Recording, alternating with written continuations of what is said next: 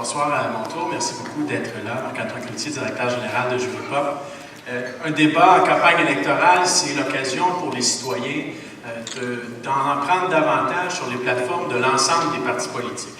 Et ça, dans un exercice démocratique, c'est primordial que les gens puissent en apprendre davantage. Alors, c'est dans cette optique-là que Juripop et les autres qui organisent le débat avons souhaité, contrairement à certains débats que l'on a pu voir depuis le début de la campagne, inviter l'ensemble des partis politiques qui sont candidats là, présentement ici dans la circonscription de la Prairie. Alors, tous les partis que l'on a invités sont ici, à l'exception de Mme Roussel qui malheureusement a décliné notre invitation. Alors, on va procéder à ce débat-là avec le Parti québécois, Option nationale, la Coalition Avenir Québec, Québec solidaire, qui vont pouvoir à ce moment-là vous exposer leur position et vous pousserez à même de prendre vos décisions en conséquence. Le débat d'aujourd'hui est animé par Annie-Claude Trudeau, qui est juriste. Elle a complété son baccalauréat ainsi que son barreau et sera bientôt avocate. Elle est rédactrice en chef de Faits et Causes, qui est un journal de la clinique juridique Juripop qui analyse l'actualité sous une perspective juridique. Alors, c'est une animatrice hors pair, j'en suis sûr. C'est la première fois, ça va bien se passer. Alors, encore une fois, merci d'être ici, de participer à cet exercice démocratique. À nos candidats, la meilleure des chances pour aujourd'hui, pour la fin de la campagne, et merci d'apporter comme ça votre expérience à notre savoir démocratique. Bonne soirée à tous.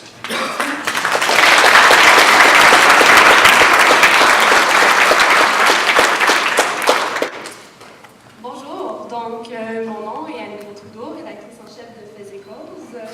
Je vais présenter notre projet. Faits et Causes, c'est un journal juridique de la clinique juridique Juripop. Vous y trouverez vos réponses à toutes vos questions juridiques sur l'actualité. Donc, ça se trouve sur le site faitsetcauses.com. Donc, je vais commencer par la présentation des candidats. Tout d'abord, M. Stéphane Le Bouillonnec, de la CAQ, Coalition Avenir Québec. M. Le Bouillonnec est président fondateur de Synergis Capital. Il siège également au conseil d'administration d'Aventure Gold et de Systemec Communication et de Léger Marketing. Notre prochain candidat est Pierre Langlois. Économiste de formation, il travaille dans le domaine du transport collectif. Il a aussi œuvré en politique sur le gouvernement de Bernard Landry, en rédigeant 3 budgets et en assistant le ministre des Finances dans plusieurs dossiers législatifs. Jean-Pierre Gouin est le candidat d'Option nationale. Il est préposé à la gestion du matériel commercial et coordonnateur à la matérialisation de la grille télévisuelle pour le groupe TVA. M. Gouin a étudié en sciences de l'éducation et il est militant en politique depuis 1998. Le candidat de Québec solidaire est Yoann Perron. Depuis 2009, Yoann Perron agit comme coordonnateur général de la Corporation de développement communautaire de Rivière-des-Prairies. Il siège à titre de secrétaire au conseil d'administration de la Société de développement économique de Rivière-des-Prairies, Pointe-aux-Trembles, Montréal. Je vais vous laisser vous présenter. OK, donc, on commence par Jean-Pierre Gouin, d'Option nationale. Oui. Bonjour à tous. Merci surtout aux organismes d'avoir invité Option nationale au débat. Je suis donc devant vous ce soir pour vous parler du parti qui veut faire la souveraineté du Québec, qui veut en faire la pédagogie, qui veut également, qui sait qu'elle est urgente et nécessaire. Et ça, pourquoi? Afin de pallier aisément à tous nos problèmes au Québec. C'est un parti qui croit en la réunion saine de l'économie et de l'environnement, que ce n'est pas seulement une idée, mais l'obligation d'un gouvernement. Je vous parle en tant qu'ancien étudiant qui a dû interrompre ses études par manque de fonds. Ce parti croit vraiment en la richesse qu'est notre matière grise. L'Option nationale, c'est aussi une équipe de citoyens de tous acabits, qui ne cherchent pas nécessairement une chaise dans la carrière politique, mais plutôt chercher une voie et sont retrouvés dans celle de l'Option nationale. Ce soir, je tenterai de faire résonner leur voix. Monsieur Gouin, c'est 1 minute que vous disposez pour... C'est 1 minute 15 secondes, pourtant. C'était 1 minute chacun des candidats. Peut-être expliquer les cartons verts, ça veut dire qu'il vous reste 30 secondes, le carton jaune, il faut conclure et le rouge, c'est vraiment la famille. C'est parfait.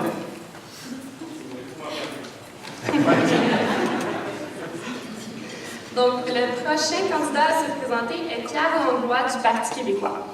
Oui, bien bonsoir, Pierre Langlois du Parti québécois. Ça me fait plaisir d'être avec vous aujourd'hui. J'avais évidemment aimé que Mme Roussel y soit aussi, c'est son choix à elle. Écoutez, ma première priorité, je l'ai dit en début de campagne, c'est la qualité de vie. On veut, ce qui m'a abasourdi dans les rencontres que j'ai faites en pré-campagne, en début de campagne, c'est tous les dossiers qu'on a liés à la qualité de vie ici dans le comté de la Prairie, que ce soit au niveau environnemental, que ce soit au niveau sonore. Il y a beaucoup de choses à faire et évidemment toute la lutte au décrochage scolaire, sur laquelle je vais faire un enjeu personnel. C'est une lutte de tous les instants qu'on doit gagner afin de rendre le Québec plus prospère et plus, évidemment, économiquement viable. Alors voilà, c'est les deux priorités sur lesquelles je vais m'attaquer dès le début de ce mandat. Merci. Le prochain candidat à se présenter est Stéphane Le Bouillonnet de la Coalition Avenir Québec. Oui, merci. Bonjour tout le monde. Ça fait plaisir d'être là ce soir, même si je suis arrivé un peu en retard. Je suis ingénieur de formation, père de 3 enfants, amateur de pêche, de sport de plein air, de culture, et intéressé par la chose politique depuis que je suis jeune, comme étant une manière de faire avancer la société. Merci. Donc, le prochain candidat est Yoann Perron de Québec solidaire. Merci, bonsoir tout le monde. En 2010, l'ensemble des organismes communautaires qui siègent à la Corporation de développement communautaire ont rencontré l'ensemble des élus politiques et leur ont dit « On ne veut plus subir, on veut participer aux décisions. On veut participer afin que notre environnement, que notre milieu se développe en toute bonne cause, se développe équitablement. » C'est pour ça que je suis avec Québec solidaire, afin justement de développer et de poursuivre pour permettre pour permettre un développement adéquat dans notre milieu et dans notre Québec. Merci. Merci à vous. Transport en commun. La circonscription de la Prairie est aux prises avec de nombreuses problématiques de transport en commun qui, pour les personnes à faible revenu et ceux qui désirent délaisser davantage l'utilisation de l'automobile, s'avère un véritable casse-tête quotidien. En effet, bien que la desserte d'autobus de la Prairie-Montréal semble fonctionner à plein régime, les coûts d'embarquement, l'inexistence d'une véritable desserte est-ouest et l'impossibilité de se déplacer d'une ville à l'autre en transport en commun rendent inévitable l'achat d'une automobile. Donc là, vous allez disposer de 15 secondes pour présenter la position de votre parti. Je commence par Jean-Pierre Gouin d'Option nationale. Donc, nous croyons que le transport en commun est inextricablement relié avec l'environnement. Il faut absolument faire en sorte que nous électrifions le système de transport collectif ainsi qu'individuel.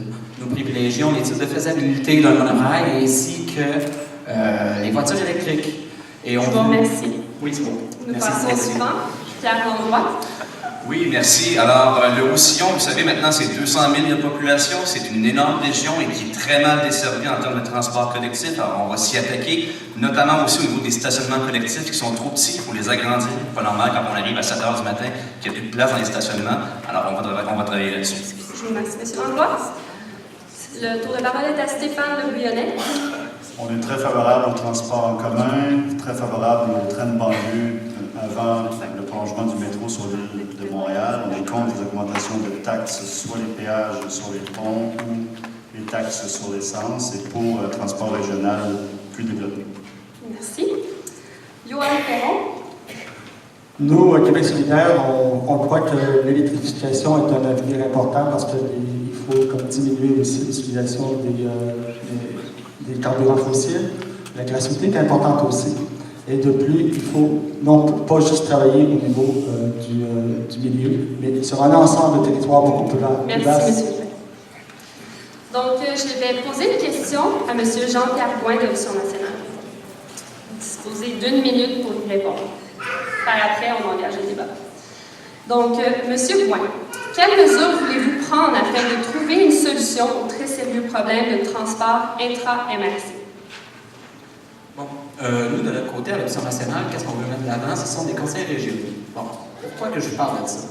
Parce que c'est de donner plus de pouvoir aux régions, qui, elles, pourront vraiment mettre de l'avant les nécessités quant au transport en commun, comme par exemple C'est eux qui vont plus comprendre, c'est plus, mettons, un train de banlieue qui serait important, comme si ce serait, mettons, le rallongement de la ligne de métro.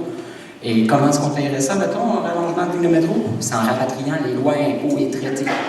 Les impôts, on en perd 50 milliards par année au fédéral de tous nos investissements. Juste de rapatrier les impôts au Québec, avoir simplement un seul rapport d'impôt au Québec, c'est 500 millions et 800 millions qu'on rapatrie. Merci. Le débat est engagé, vous pouvez... Donc, je vais prendre la balle au Paul. Alors, essentiellement, comme je disais tout à l'heure, on a un énorme problème à nos sillons, notamment au niveau de l'intercité. Il y a diverses solutions qui existent. On parle de petits autobus au biogaz, par exemple, qui pourraient nous aider au niveau de l'efficacité énergétique et de la lutte à l'indépendance énergétique. On veut rendre le Québec indépendant au niveau énergétique. C'est 7 du PIB du Québec qui, à chaque année, part en termes de paiement au niveau évidemment des produits pétroliers. On veut mettre fin à ça pour que cet argent-là reste au Québec. Donc, oui, nous disons oui au niveau de l'intercité, mais avec des autobus qui marchent au biogaz et qui sont évidemment au niveau énergétique prioritaires pour le Québec. C'est une nouvelle solution que le PQ avance toutefois, mais avant qu'on parle de transport et de coûts, on doit parler aussi que le transport était déterminant au niveau de la santé et déterminant au niveau de l'emploi, déterminant aussi au niveau de la nourriture. C'est bien beau de travailler sur, puis c'est important de travailler sur des mesures, mais il faut aussi travailler avec les gens, dans les milieux. Travailler avec les personnes, les citoyens, parce que c'est les citoyens qui les utilisent. Il y a quand même 67% des gens de la prairie, du comté de la prairie, qui sortent de l'extérieur, qui vont travailler.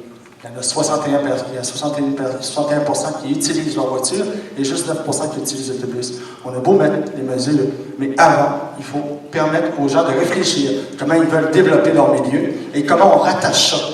Pas juste dans les mesures, mais avec Montréal, parce que Montréal est un centre névralgique au niveau du transport. On a un gros travail à faire. C'est sûr que l'électrification est une mesure importante, mais aussi la gratuité aussi, c'est une autre mesure importante.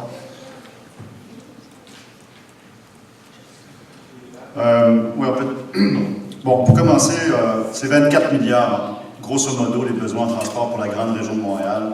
La coalition Avenir Québec, on pense qu'il y a un grand ménage qui doit se faire à Montréal, parce que c'est gaspillage, bureaucratie. Un autobus sur l'île de Montréal coûte environ 2 fois plus cher, environ 200 pièces de l'heure à faire fonctionner, versus un des autobus qu'on a, par exemple, dans le CIT-Roussillon.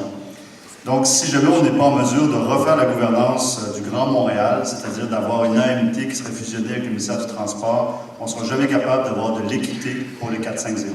On ne sera jamais capable d'avoir des sommes qui vont être distribuées équitablement, parce que c'est toujours Montréal qui crie le plus fort. Montréal en s'alliant à la CMM avec un peu Longueuil, une fois Laval, qui siphonne tout l'argent. Donc, pour la coalition, il est clair qu'avant de penser à des augmentations de taxes et de commencer à distribuer de l'argent, il faut faire un ménage dans Montréal. Donc, ça, c'est le cœur de notre programme sur le plan de gouvernance en transport pour l'île de Montréal. Alors ça, c'est nouveau au niveau de la CAQ. On savait que vous vouliez faire les ménages avec la commission scolaire, chez Hydro-Québec, la fonction publique, et maintenant, c'est les autobus qui vont y passer. Alors, c'est partie de la chicane que la CAQ nous propose. Nous, on propose de travailler concrètement pour améliorer le transport collectif.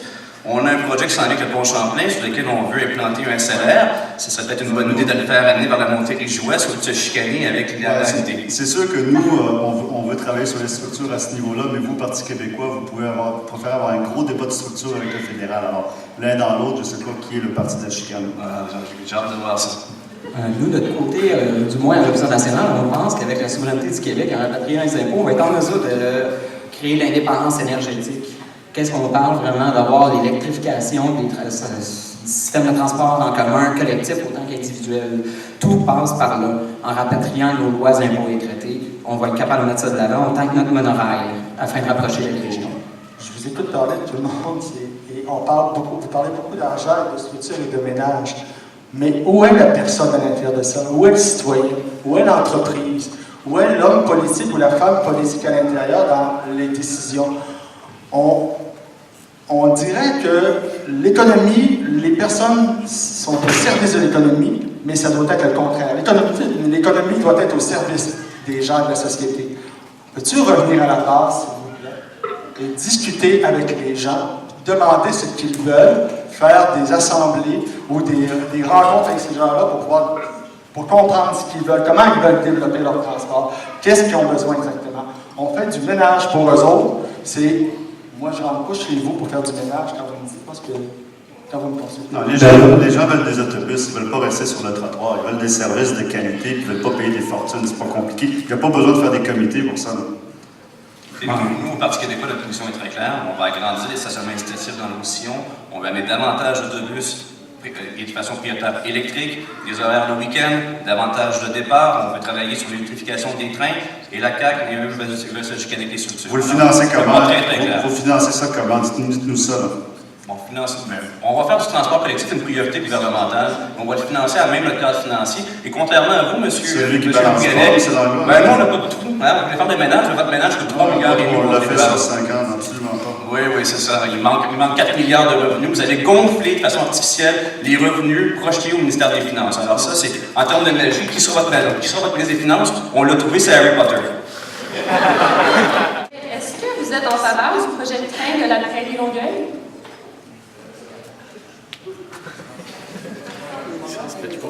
Alors moi, je vais embarquer là-dessus. Oui, il y a un projet de train qui est à l'étude entre, évidemment, la Montérégie-Jouët jusqu'à Longueuil, via le bail existant. C'est à l'étude actuellement à l'AMT. Alors, on va voir si, évidemment, le trafic est possible. Il y a d'autres possibilités en termes d'axe est-ouest, notamment un SLR sur le boulevard Tachereau qui a été proposé récemment. Donc, il y a diverses options actuellement qu'on peut utiliser sur un axe est-ouest parce que c'est prioritaire, évidemment, au niveau des étudiants cégep. Ça, c'est du rêve éveillé pour l'instant par rapport aux priorités. Merci. C'est votre collègue Rebello qui l'a proposé. C'est lui le rêveur. Merci. Nous allons passer à la question.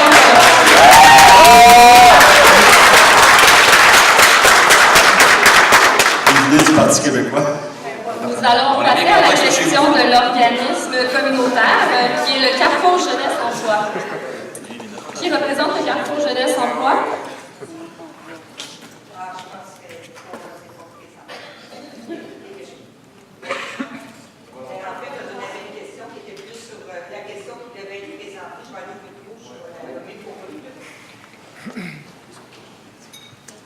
Donc, vous allez disposer de 1 minute pour répondre à cette question en ordre alphabétique. Parfait. La plus grosse problématique qu'on rencontre les organismes communautaires, particulièrement aussi le Carrefour Jeunesse Emploi, c'est eux qui devaient présenter cette question, c'est le transport en commun entre les municipalités. C'est impossible de quasiment passer par Montréal pour partir de la prairie pour se rendre à Saint-Constant. Ça n'a aucun sens et ça freine l'emploi des jeunes, aussi au niveau de l'éducation. Donc, c'est vraiment quelque chose qui, pour nous, est prioritaire. Qu'est-ce que vous vous engagez à faire concrètement pour régler ce problème? Puis, je voudrais juste dire, en passant, qu'il y a 5 CIT, Commission de transport, sur le territoire. Les 5 CIT ne s'entendent pas. Fait que, si vous avez des solutions, on aimerait bien les entendre. Donc, la parole est à Jean-Pierre Gouin, d'Option nationale. Oui, bien, Madame Lepage, on va vous inviter au sein de nos conseils régionaux, si vous le désirez, qu'on veut implanter, qui ainsi prendront justement l'avis de chacun des citoyens ainsi que chacun des organismes, parce que c'est eux qui vont être capables de prendre en note les besoins de leur municipalité. C'est eux qui connaissent le mieux leur municipalité, mais ceux autres vont émettre les idées. À notre parti, on n'a pas vraiment une position fermée là-dessus. On est ouvert à toutes les études, bien entendu. C'est ça pourquoi on va compter sur nos conseils régionaux sur ce. Moi, par exemple, personnellement, j'ai une opinion. C'est de la donner et de vous dire que oui, je suis d'accord avec la problématique que j'entends. Et oui, il faudrait mettre de quoi de l'avant. En effet, on va écouter l'avis de tout un chacun qui veut se prononcer sur ce. Pierre Langlois.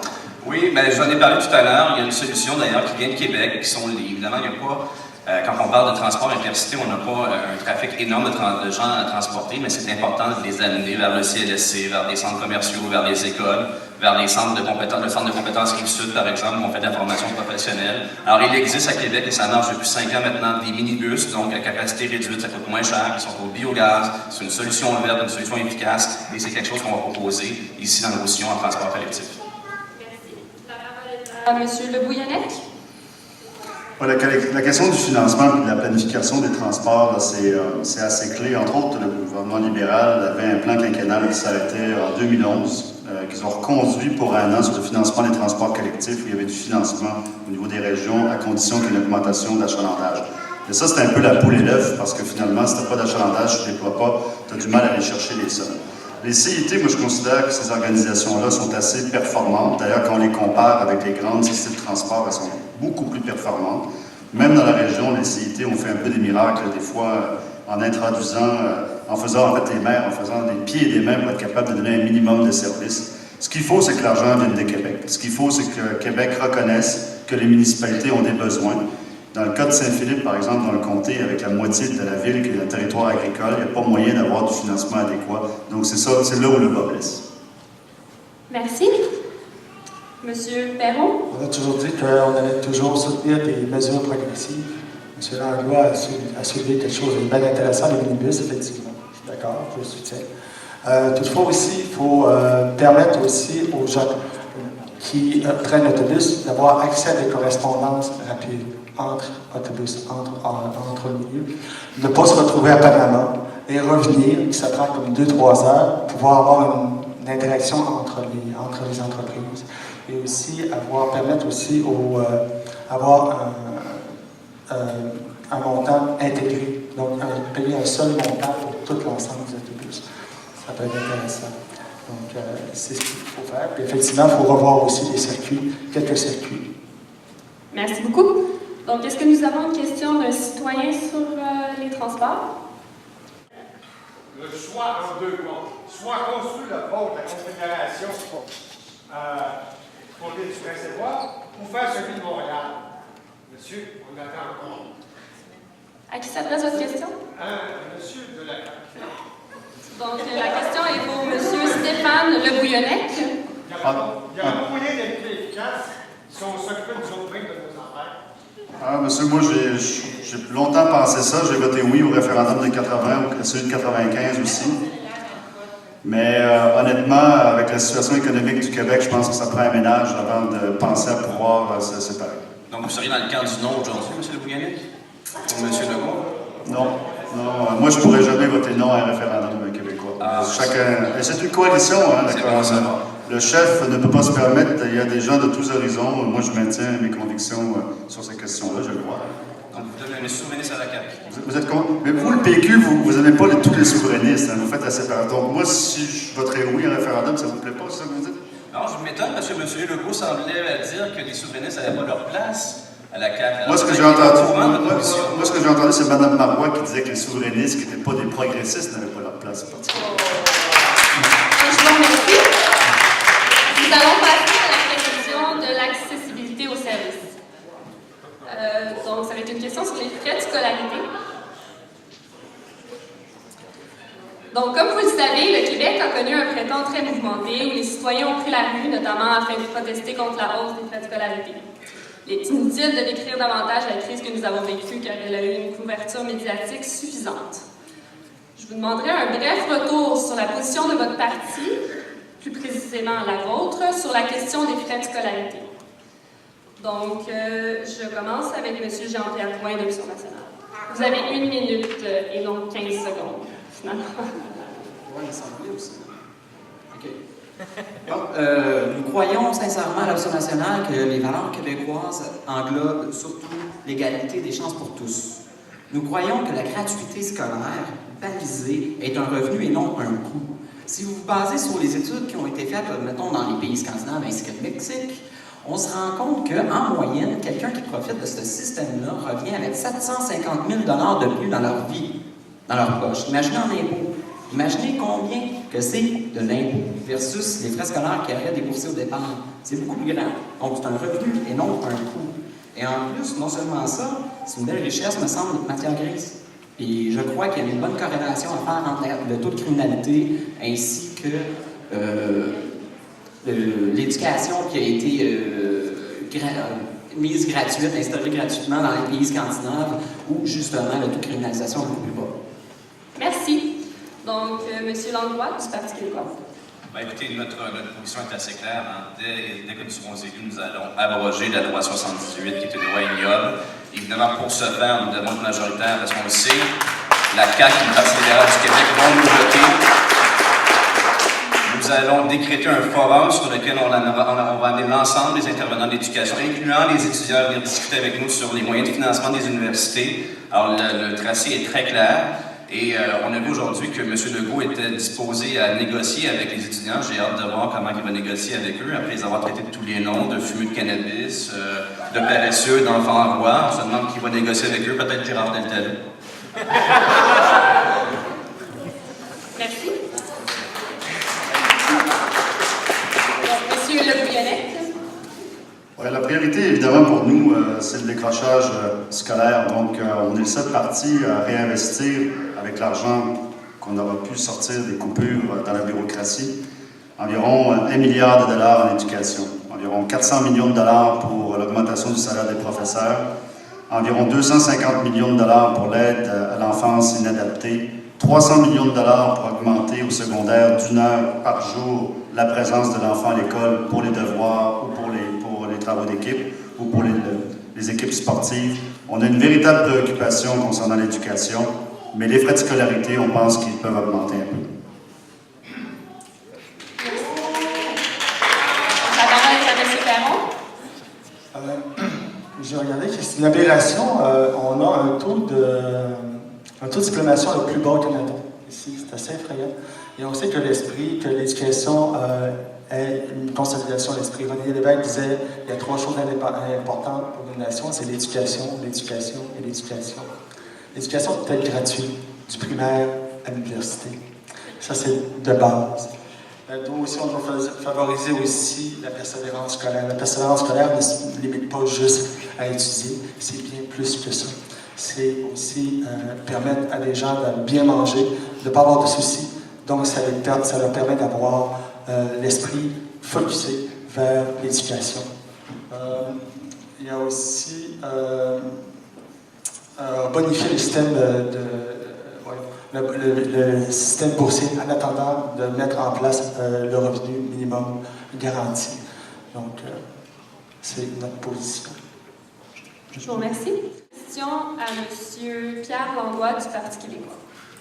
Donc, quelles sont les mesures concrètes proposées par votre parti pour minimiser l'impact de la hausse sur les études des plus démunis, les enfants et la classe moyenne, ainsi que les communautés immigrantes? La position du Parti québécois est très claire. Nous allons annuler la hausse de 1 625 $ pour les étudiants. C'est une hausse qui est absurde, qui est trop élevée, qui est complètement démesurée avec la capacité de payer les étudiants. Alors, nous allons l'abroger et nous allons par la suite discuter avec les étudiants pour voir comment on peut mieux financer, mieux encadrer. Moi, j'en ai beaucoup contre la gestion des universités quand je vois des campus se faire à Concordia, à l'Université du Québec à Montréal, avec l'îlot du voyageur où on a fait mettre l'UQAM en faillite.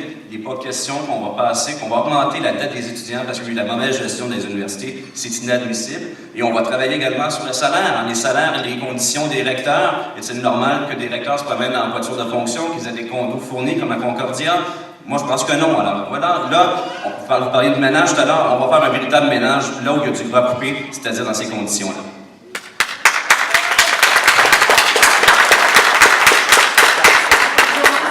Le débat est ouvert. Comme ça, je suis surpris de voir, M. Langlois, que vous pensez qu'il y a du gras dans l'éducation de l'université, mais dans tout le reste de la machine gouvernementale du Québec, il n'y en a pas. Là. Donc, des gains d'efficacité, il n'y a pas moyen d'en faire dans les commissions scolaires, il n'y a pas moyen d'en faire en santé, il n'y a pas moyen d'en faire au gouvernement, juste dans les universités. C'est intéressant. Bien, vous êtes le parti de l'austérité. Je vais passer la parole à M. Gouin. Vous faites le choix de l'austérité, nous, on fait le choix de la prospérité. C'est deux visions qui s'affrontent. En fait, vous avez dit que les frais scolaritaires n'augmenteraient pas. C'est bien ça, hein, Je dis que nous allons abroger la hausse. Oui, ils veulent l'indexer. Mais c'est drôle, elle va continuer, elle l'a dit, Mme Marois aujourd'hui. La position de base que nous amènerons est une indexation à l'inflation. Ça sera une discussion, ça sera une discussion. C'est juste ça va augmenter. Je veux juste m'en assurer. Ça va bien augmenter. Non, M. Gouin, on s'en va dans un forum avec l'ensemble des intervenants sur l'éducation. Notre première proposition sera l'indexation à l'inflation. Quand il y a de l'inflation dans une économie, ça n'augmente pas, on l'indexe au coût de la vie. Il y a déjà eu un forum en 1996, puis ça n'a pas donné grand-chose au niveau de l'éducation, franchement, au niveau de la gratuité. Au contraire, ça a augmenté. Mais moi, j'aimerais avoir une vraie position du Parti québécois. Je vois encore dans le devoir qui dit aujourd'hui il n'est pas question pour elle d'instaurer la gratuité à l'université. Et elle disait avant, ben, on est assez ouvert que toute proposition, y compris la gratuité scolaire. Quelle est la vraie position du PQ là-dessus? Et aussi, quelle est la vraie position du parti Coalition Avenir Québec? Parce que c'était avant les élections, c'était pas question, M. Legault a fait voter tout le monde pour la hausse, et maintenant, il est prêt à négocier. On peut-tu avoir les vraies choses, s'il vous plaît? On peut-tu arrêter d'être ambivalent? Nous, à Québec solidaire, c'est clair, net et précis. Notre direction est claire. On n'a pas changé d'idée. Les gens savent, quand ils lisent notre plateforme, à quoi s'attendre. Désolé, mais on peut-tu avoir... Ce qui est moins clair, c'est la manière dont vous allez financer la gratuité scolaire, M. Perron. Hein, je vous ramène à vos engagements. C'est 8 milliards de dollars que Québec solidaire veut impacter au niveau des finances publiques. Nous, on pense qu'effectivement, au niveau de la gratuité scolaire, j'aimerais ça, moi, que ça soit gratuit. Hein, j'aimerais ça que ce soit comme en Norvège, au Danemark et en Suède. J'en suis. Mais malheureusement, l'État de nos finances publiques ne nous permettent pas actuellement d'offrir la gratuité scolaire. Alors nous, ce qu'on propose, ça sera la discussion de base, ça sera l'indexation. Et par la suite, si on est en mesure d'aller chercher davantage de ressources, et moi, je vais mettre l'emphase là-dessus pour les étudiants les moins bien nantis, mais on va le faire. En rapatriant les droits impôts traités, justement tous les impôts ici au Québec, ça nous donne 500 à 800 millions par année. On pourrait la faire à la gratuité scolaire, et en plus, après ça, c'est un revenu non un coût, comme j'ai dit tout à l'heure. Pourquoi ne pas l'étudier? Vous avez bien raison, M. Gouin. Lorsqu'on soit souverain, effectivement, on pourra se poser la question. Justement, pour analyser la question, que pensez-vous de l'utilité de faire un forum sur la question des frais de scolarité? Ça, c'est encore de vouloir se réunir alors que le débat dure depuis des décennies. La plupart des partis ont eu le temps de se faire une tête. Dans le cas de la coalition, c'est une hausse qui est à peu près à mi-chemin entre l'indexation et puis la hausse proposée par le Parti libéral, environ donc 1 000 $ sur 5 ans. C'est clair parce qu'à un moment, ça passait sous le radar, mais pendant la crise, au moment où on tentait de faire scinder la loi 78, on avait tenté pour débloquer, on avait proposé ça, et qui est une première réduction pour éviter le conflit. Depuis ce temps-là, c'est la même position. Mais moi, honnêtement, M. Langlois, je préfère la position de Québec solidaire. Ça a l'avantage d'être clair, au moins. Tant qu'à être de gauche, puis proposer finalement la gratuité puis l'accès pour tout le monde, mais la position de Québec solidaire me semble davantage franche et honnête. Comme sur d'autres questions, d'ailleurs. Vous êtes trompé de parti. Vous êtes souverainiste maintenant. Vous êtes en faveur de la gratuité scolaire. Moi, je pense que... Demandez à M. Perron de prendre une carte. Assurez-vous, c'est comme pour Option nationale par rapport au référendum. Vous en faites pas, on ne le sait pas. C'est pas le référendum qui est important, c'est la souveraineté du Québec qu'il faut parler. C'est un outil, le référendum. C'est comme si on allait parler d'élection au lieu de se faire élire. En faites-vous, vous en faites pas. On va plutôt faire la pédagogie de la souveraineté du Québec. Donc, la question, je vous rappelle, elle est sur le forum de scolarité. Pour répondre à votre question, un forum est intéressant, mais ça dépend, c'est pas nécessairement le forum qui devient intéressant, c'est ce qu'on fait. Qu'est-ce qu'on fait avec les actes du forum après? Est-ce qu'on en prend en considération et est-ce qu'on le fait vivre? Parce qu'il y a beaucoup de forums qui ont été faits au Québec et ont été tablettés comme plein de décisions et plein de promesses électorales qu'on a fait à chaque élection. Alors, soyons conséquents avec nos faits, nos gestes et nos dires. On fait ou on ne fait pas? Soyons clairs. L'avantage du forum est évidemment d'arriver à un consensus social versus la stratégie de la CAQ qui est d'arriver à un affrontement social. Vous voulez imposer votre vision au monde de l'éducation. Nous, on veut s'asseoir et discuter avec eux. Vous vous dites que vous voulez lutter contre le décrochage scolaire. En même temps, vous voulez lutter contre les commissions scolaires. Je pense que vous manquez la cible, M. Bouganek. Non, il faut aller chercher des gains pour être capable de réinvestir dans les services.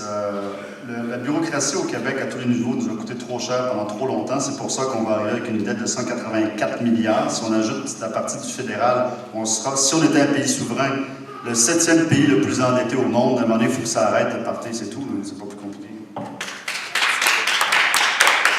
Je vous remercie. Question de l'organisme sur les frais de scolarité. C'est la clinique juridique Juripop qui va présenter la question. Donc, j'invite la clinique juridique Juripop à venir en avant poser sa question.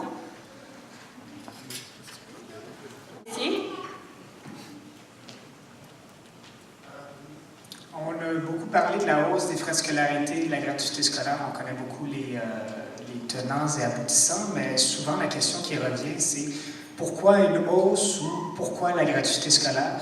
Et je ne sais pas, je pose cette question-là un peu à chacun d'entre vous. Pourquoi une hausse doit être faite ou pourquoi la gratuité scolaire doit être faite? Et je vous lance la question. Donc, vous avez 1 minute pour y répondre. Je vais commencer par M. Yoann Perron de Québec solidaire. Ben, c'est clair pour nous pourquoi la gratuité scolaire. Écoutez, ça nous permet, comme société, d'augmenter, de permettre à tout le monde d'avoir équitablement d'avoir accès à l'éducation, dans un sens. Plus une société est éduquée, et plus elle s'implique dans sa société. C'est simple. Il n'y a pas de grandes réponses, il n'y a pas de grandes questions. Pourquoi on ne peut pas permettre à une communauté de s'éduquer, de s'élever et de participer ensemble à un projet qui s'appelle une société? C'est tout. Merci, M. Perron. Donc, la parole est à M. Le Bouillonnec de Coalition Avenir Québec. Je pense que tout le monde qui fait un peu de politique convient que l'éducation, c'est fondamental, c'est une priorité pour tous les partis, peu importe leur origine. Après, ça devient une question où mettre les priorités. Pour la CAQ, on pense que le moment charnière au niveau de l'éducation, c'est vraiment l'école secondaire. C'est là que le taux de décrochage est le plus important. Un décrocheur va coûter en moyenne 150 000 $ par la suite à la société. Donc, on se dit, si on est capable de les garder davantage, d'offrir davantage d'aide aux familles pour que les jeunes ne décrochent pas, après ça, la question des frais de scolarité, ça devient un peu moins important.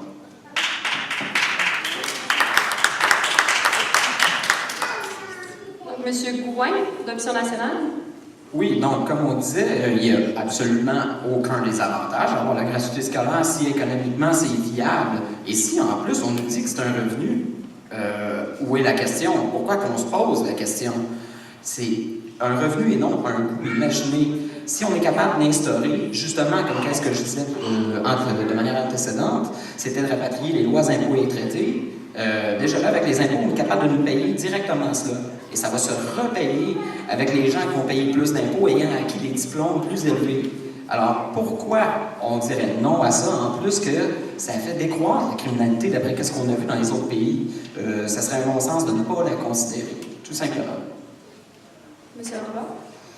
Ben voilà, écoutez, c'est clair que la gratuité scolaire, c'est un souhait. On voudrait l'offrir à tous. Mais dans le cadre fiscal actuel dans lequel on est plongé, avec un choc démographique qui s'en vient, ça n'est pas une possibilité à court terme. Dans un Québec souverain, je suis d'accord avec M. Gouin, on pourra se poser la question, on pourra faire de l'éducation post-secondaire un modèle de gratuité comme il existe en Scandinavie et ailleurs en Europe. Ça sera un modèle à suivre. Alors c'est pour ça qu'il faut se sortir le plus rapidement possible du carcan canadien, et moi j'en suis. Et dans ce sens-là, on se rejoint, moi et M. Gouin, et j'imagine qu'on a évidemment des visions différentes sur le mode d'accession au pays, mais au bout de la ligne, quand le Québec sera un pays, sera souverain, on aura certainement un modèle de la sorte. Merci. Est-ce qu'on a une question du public sur les frais de scolarité?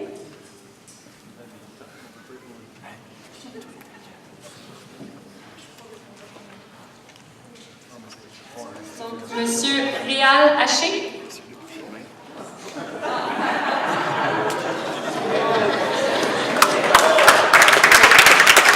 Question qui va s'adresser à tous les membres du panel.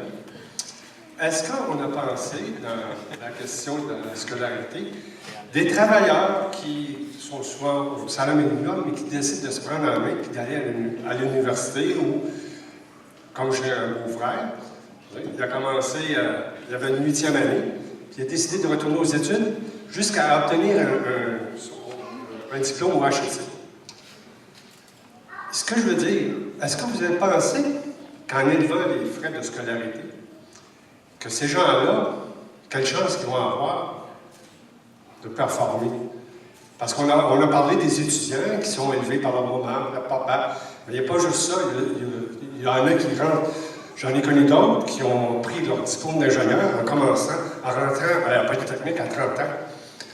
Mais si on élève le coût de scolarité, est-ce qu'on risque de perdre ces gens-là? Est-ce qu'on perd ces gens-là de vue? Merci, M. Haché. Vous avez tout à fait raison là-dessus. Vous avez tout à fait raison.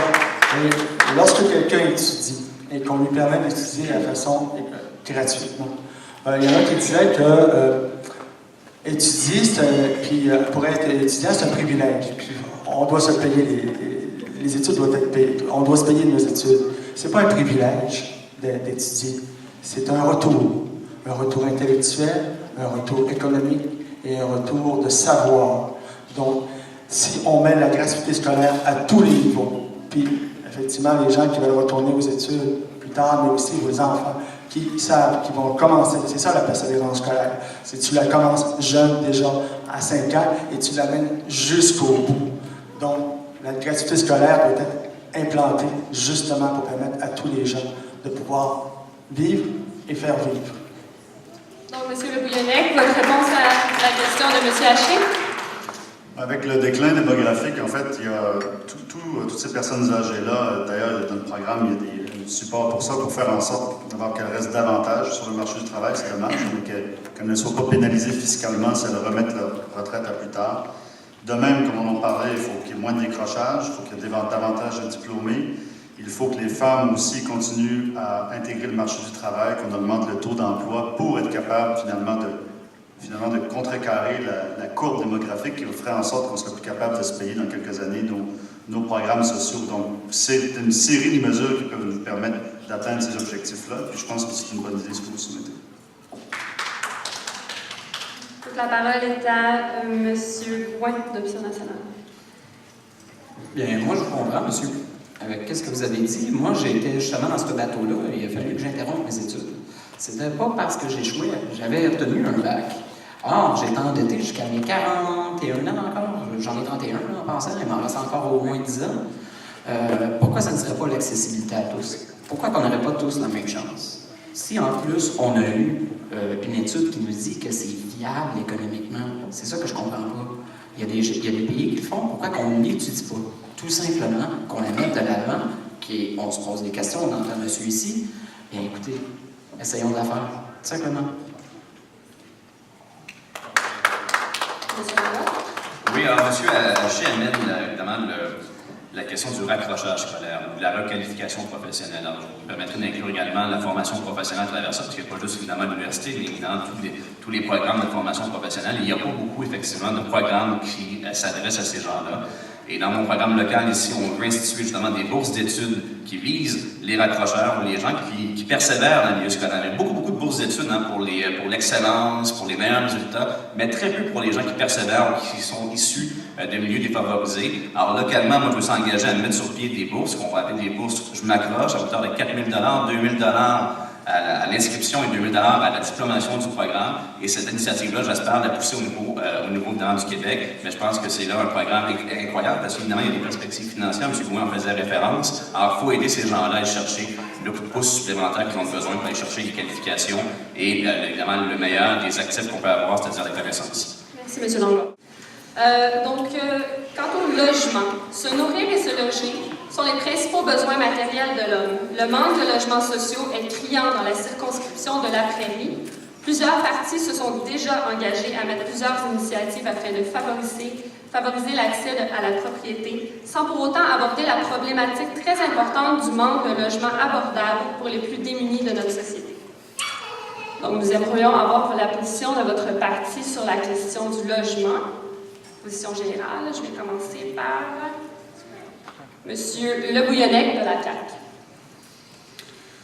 Sur les conditions de vie, comme vous dites, le développement que connaît le comté, je pense qu'il faut revenir des fois à ce qui se passe au niveau du comté. On a une opportunité absolument incroyable avec le déploiement de la 30, qui va permettre normalement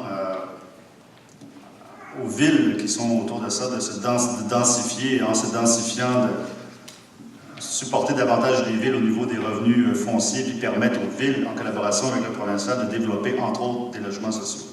Mais il n'y a pas de recette miracle pour ça. Et le fait de voir, par exemple, une ville comme La Prairie est assez résistante, et la mairesse n'est pas là pour en parler, extrêmement résistante à ce type de développement-là, qui passe d'abord par les villes, c'est pas très encourageant. Ça doit partir des villes et le gouvernement du Québec peut supporter par la suite.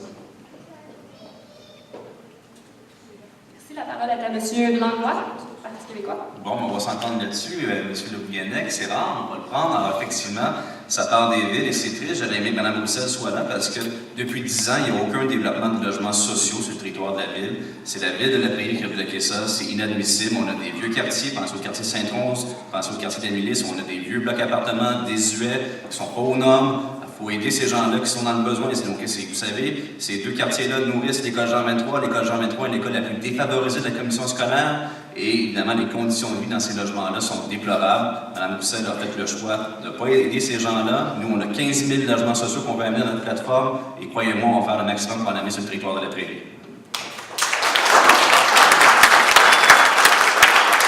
La parole est à M. Drouin, d'Option nationale. Donc, nous, on se référerait à nos conseils régionaux, comme toujours. Ce sont eux qui connaissent le mieux leur région, tout simplement. Et par le fait même, on est pour l'égalité pour tous, encore une fois. Nous sommes très progressistes dans ce sens-là. C'est sûr que personnellement, moi, j'en veux des logements sociaux, je veux que tout le monde puisse se loger, tout simplement. Par contre, on n'a rien encore dans notre plateforme sur ce.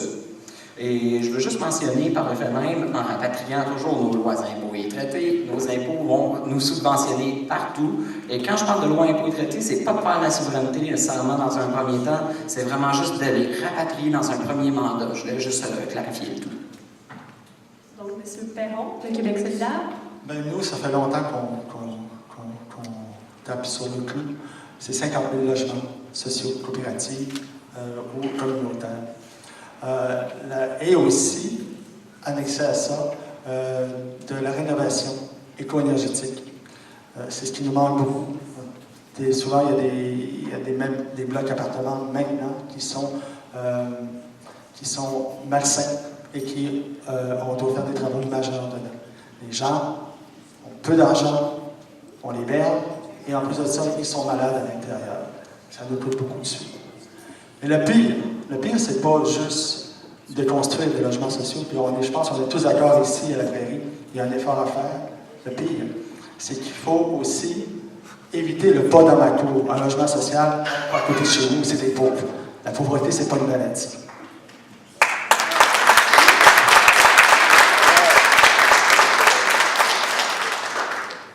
Donc, ma question, elle est sur les logements sociaux, justement, et elle va s'adresser à Stéphane Le Bouillonnec de la Coalition Avenir Québec. Donc, à la Prairie, il y a 247 ménages qui sont sur les listes d'attente pour un logement social. À Saint-Philippe, 176 ménages sont sur les listes d'attente. Quel engagement êtes-vous prêt à prendre ce soir afin de combler un besoin aussi fondamental? Disposez d'une minute pour répondre à la question. Oui, sur cette question-là pointue, je pense que n'importe quel député de n'importe quel parti politique doit faire en sorte de déployer tous ses efforts et ses meilleurs efforts pour faire en sorte que les besoins les plus criants en logements sociaux soient remplis. À savoir si c'est 3 000, 5 000 ou 15 000, c'est une autre histoire, mais on sait très bien qu'il y a un minimum de logements sociaux qui doivent être déployés dans chaque municipalité. Et encore une fois, je me répète, mais ça doit se faire en coordination avec la ville. Mais dans les conditions de vie, il n'y a pas que les logements sociaux, il y a les médecins aussi. Est-ce que les gens qui sont dans ces logements sociaux, qui espèrent en avoir, ont une bonne couverture médicale? Est-ce qu'ils sont bien suivis? Ça aussi, il faut s'y attaquer, c'est au moins aussi important. Et la Coalition Avenir Québec est le seul parti qui propose un médecin de famille pour chaque Québécois à l'intérieur la première année de pouvoir. Merci. Donc, le débat est ouvert. J'aimerais poser la question à M. Le Bouillonnec. C'est beau avoir un médecin, mais les gens qui, même s'ils n'ont pas de médecin, s'ils n'ont pas de revenus, ça affecte énormément la santé physique et mentale. Quelqu'un qui a un revenu inadéquat a de la misère à savoir est-ce que demain je suis capable de payer mon loyer, même s'il est désuet. Puis, est-ce que j'ai un médecin? Ça, c'est une autre histoire. Le revenu là-dedans. Il y a des gens, des personnes âgées, il n'y a pas de soins à domicile. Là-dessus, on a 100 millions dans la plateforme électorale. Il y a des besoins extrêmement criants. Les gens qui sont dans la pauvreté, effectivement, sont souvent malades. Quand il n'y a personne pour s'occuper d'eux, c'est encore pire. C'est pour ça que le Québec solidaire, on met un revenu, le minimum garanti de 12 000 par personne atteint de 18 ans, peu importe, il y a 12 000 Donc, nous, on prévoit que l'argent est un facteur important à la santé et aussi aux biologies. Mais nous autres aussi, on veut s'attaquer à la santé. Hein. On en parle aussi d'un médecin de famille. On a juste d'autres mesures. Puis là, c'est parce qu'on parlait des logements, mais je vais prendre la parole après ça pour la santé. Il y a un cas très concret dans le comté, M. Bouillonnec. Nous avons la coopérative de santé, la Prairie, en face du quartier le plus pauvre de la circonscription, qui est le quartier Sainte-Rose. Pour avoir accès à cette coopérative-là, les familles doivent débourser entre 200 et 400 $ par année. Moi, je m'engage à transformer cette coopérative-là en groupe de médecine familiale. Est-ce que vous trouvez ça normal, vous, que les familles du quartier Sainte-Rose doivent payer pour avoir accès à un médecin de famille? Ils n'ont pas les moyens, on l'a dit tantôt, on a décrit les conditions de vie. Moi, je m'engage à transformer la coopérative de la Prairie en véritable groupe de médecine familiale. Ça, c'est un engagement concret. Donc, effectivement, nous sommes sur la question des logements sociaux. Oui, et pour répondre à votre question. Je vois que M. Jean-Pierre Gouin voulait répondre à la question. Ben, je pense qu'on est tous d'accord ici qu'il faut absolument dévenir tous les efforts pour pouvoir avoir des logements sociaux pour tous. C'est quoi les mesures qu'on va faire? Ben, comme je le disais au départ, c'est juste de tout redonner aux conseils régionaux qui, eux, ont vraiment toujours la mainmise sur les objectifs qu'ils veulent atteindre selon les besoins qu'ils ont, tout simplement. En Rivière-des-Prairies, on vient de faire lever en l'espace de 2 ans une coopérative d'habitation. En l'espace de 2 ans.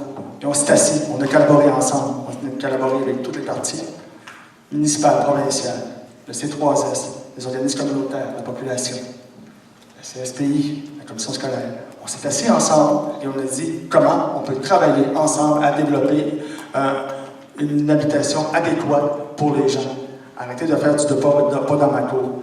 C'est pas juste par des mesures puis par le bon soin d'un député ou d'un maire. C'est ensemble, une population qui décide de lever des projets ensemble, que ça va se réaliser. Pas plus, pas moins. Arrêtons de dire que moi je vais faire ça. C'est ensemble, comme population, qu'on va être fort. Debout.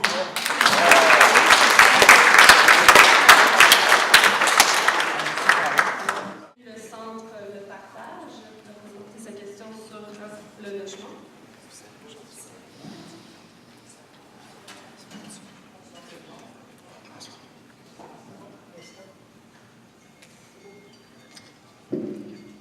Donc, c'est plus au niveau du revenu, notre question. Depuis 2008, les demandes de dépannage alimentaire ont augmenté en moyenne de 22 % selon le regroupement des banques alimentaires du Québec. À la Prairie, le nombre de demandes a atteint près de 30 % d'augmentation. Plusieurs de ces familles ont des gains de travail sous le seuil de faible revenu ou vivent de prestations provenant de programmes sociaux, dont la sécurité de la vieillesse et l'assurance emploi. Plusieurs d'entre eux consacrent plus de 50 % de leurs revenus pour se loger. Avec l'augmentation du coût de la vie, particulièrement du chauffage et des denrées de base, ces ménages n'arrivent plus à joindre les deux bouts. Quelles sont les mesures concrètes que vos partis vont mettre de l'avant pour soutenir ces personnes au plan financier? Merci. Donc, la parole est à M. Perron de Québec solidaire. Comme je disais tantôt en ouverture, Mme Lepage, la pauvreté, c'est pas une maladie, c'est pas un sport. Puis c'est pas un adversaire. C'est un travail que tout le monde doit se mettre et dans tous les niveaux. Quelqu'un qui a faim n'est pas capable d'étudier, n'est pas capable de travailler. Quelqu'un qui n'a pas un revenu adéquat a de la misère à sortir de chez eux pour se dire est-ce que je vais être capable même de me payer l'autobus pour aller travailler? Il n'y a pas juste le revenu qu'il faut mettre en place, il y a aussi les autres mesures de gratuité, au niveau du transport, au niveau du revenu garanti. Québec solidaire, nous, on dit qu'il va falloir mettre le revenu garanti en place à 12 000 $ par personne, qui va remplacer bien sûr l'aide sociale, et aussi augmenter le salaire minimum. Donc, à 40 heures et plus, c'est 11,72, c'est passé à 11,72, et ceux qui travaillent à 35 heures, à 13,73. Ce qui leur donne au moins un minimum de 24 000 $ près du seuil. Mais déjà, c'est une des mesures importantes qu'on voudrait mettre en place. Merci, M. Perron. La parole est à Pierre Langlois. Alors nous, notre cadre financier est très clair. Nous allons abroger la taxe santé que le gouvernement a mis en place, qui touche l'ensemble des citoyens, nonobstant le revenu. C'est inadmissible, c'est une taxe régressive. La CAQ refuse de le faire. Nous allons abroger 200 $, donc c'est 400 $ pour, évidemment, pour les deux parents. Nous allons abroger la hausse proposée du tarif hydroélectrique lié au bloc patrimonial. En moyenne, c'est 360 $ par ménage. Et nous avons 2 crédits d'impôt de 500 $ touchant les activités des enfants. Donc, au total, c'est 1 760 $ qu'on veut retourner aux familles de la classe moyenne. C'est une aide concrète, directe, qu'on va faire nous au Parti québécois. Merci. M. Le Brionnet. Oui, juste pour parler de la taxe santé, L'abattement fiscal qu'on propose aux familles moyennes, à terme, devrait leur retourner 1 000 $. Finalement, donc, on a une petite guerre de chiffres ici sur comment on baisse les impôts. Mais moi, je vous ramènerai sur un autre chiffre, par exemple. Comparons simplement l'Ontario et le Québec. Notre dette québécoise représente 55 % de notre PIB. L'Ontario, c'est environ 40 %. Si on applique ça, on fait une règle de 3 simples à la taille de l'économie. En fait, on pourrait dépenser 55 milliards de plus au Québec pour être juste endetté au même niveau que l'Ontario. 55 milliards, c'est le 2/3 du budget du Québec pour une année. Des logements sociaux, de l'aide à la pauvreté, etc., c'est énorme. Le problème, c'est que le Québec n'a pas arrêté de s'endetter et il ne peut plus continuer à s'endetter. Et c'est là où ça nous a amené. Donc, on comprend que la CAQ n'aidera pas les familles. Moi, je vous mets au défi, M. Le Bouillonnec, de venir avec moi. Merci. La parole est à M. Gouin. Et de dire, c'est quoi la taxe santé? Allez dire sur famille en quartier Saint-Denis. C'est moi. On la coupe, la taxe santé, je ne sais pas comment vous dites La parole est à M. Gouin de l'Option nationale. Oui, bon. OK. La manière de revenus. Donc, c'est de ça qu'on parlait, hein, les revenus. OK. En gros, on va abolir, vous autres aussi, la taxe santé, je vous dis ça comme ça. Et un premier gouvernement d'Option nationale, qu'est-ce qu'on fait? On veut rapatrier justement le dossier d'assurance chômage. Pourquoi? Parce qu'on veut réaffirmer plutôt un stage de perfectionnement, réorientation de carrière pour les gens qui ont des faibles revenus, n'importe qui, là, au fait qui perdrait son emploi. C'est quoi donc le besoin dans ces milieux-là? On a également la gratuité scolaire qui vient aider ces personnes-là. On veut mettre d'avant la prévention plutôt en santé. Par exemple, on parlait de santé dans les logements sociaux, par exemple, ces personnes-là, et la prévention est plutôt de mise. Il n'y a pas de système privé qu'on veut en santé, mais dans la prévention, ça va. Merci. Donc, j'inviterai Adrien Guibert à venir poser sa question sur les conditions de vie. Oui, bonjour messieurs. Monsieur Bouillonnec, vous avez l'air de dormir un petit peu, donc je voudrais bien correcter ça.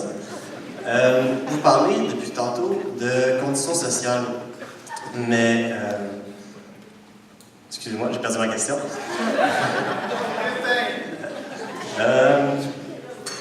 Oui, vous parliez d'améliorer le sort des plus pauvres, mais comment concrètement?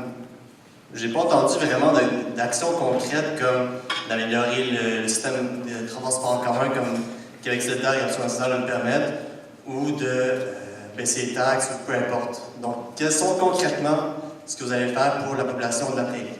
Bon, M. Bouillonnec va commencer en premier puisque la question s'adresse à vous et par après, je vais... C'est sûr, vous l'avez bien noté, je n'ai pas répondu précisément parce que je n'avais rien à répondre de précis. Et la raison de ça, un peu comme dans une famille, c'est qu'à un moment, il faut être capable d'établir des priorités parce que le budget est limité. Dans le cas de la Coalition Avenir Québec, on a décidé de mettre à peu près tous nos œufs, entre guillemets, de ce qu'on peut sauver dans le gaspillage, la corruption, etc., dans 2 postes budgétaires extrêmement importants, l'éducation et puis la santé. On aurait pu choisir de saupoudrer un petit peu partout, mais ce n'est pas le choix qu'on a fait. 1 milliard en éducation pour faire en sorte qu'on lutte efficacement contre le décrochage et 600 millions en santé pour donner aux Québécois un médecin de famille et puis les soins à domicile. Ça représente 80 % de nos engagements. Merci. Monsieur Gouin? Oui. En fait, comment revenir là-dessus? Dans nos mesures, la gratuité scolaire, on s'entend, c'est encore une fois l'égalité envers tous. C'est comme ça qu'on choisit un avenir, tout simplement. C'est de rapatrier justement toutes les lois qui vont nous régenter au Québec, nos impôts et nos traités, qui vont faire en sorte qu'on puisse se donner qu'est-ce qu'on veut au Québec comme pays, tout simplement. C'est un paquet de mesures comme la nationalisation des ressources naturelles par le fait même, qui vont être rétribuées dans la poche des Québécois comme redevance et non pas dans la poche des entreprises privées, tout simplement. Toutes nos mesures sont auprès des gens et non au profit des entreprises nécessairement, mais non plus contre elles, parce qu'on veut les avoir avec nous aussi, là, on s'entend. Donc, M. Langlois, vos mesures pour aider les plus démunis? Oui, mais écoutez, j'ai fait l'énumération des mesures tout à l'heure, c'est une aide directe. Moi, j'en reviens pas de vos propos, M. Bouillonnec. Vous balayez du revers de la main la question de la solidarité sociale, de la lutte à la pauvreté, des conditions de vie des gens les plus précaires. Moi, j'en reviens pas. Je reviens avec l'école Jean-Bertrand, on a des enfants qui arrivent là, qui n'ont pas déjeuné. On tente d'implanter des petits déjeuners à l'école Jean-Bertrand. On a de la misère à financer ce programme-là. Et pour vous, c'est pas une priorité, c'est du saupoudrage, c'est pas intéressant. Moi, je trouve ça honteux. Je trouve vos propos honteux, M. Bouillonnec. Calmez-vous, M. Langlois.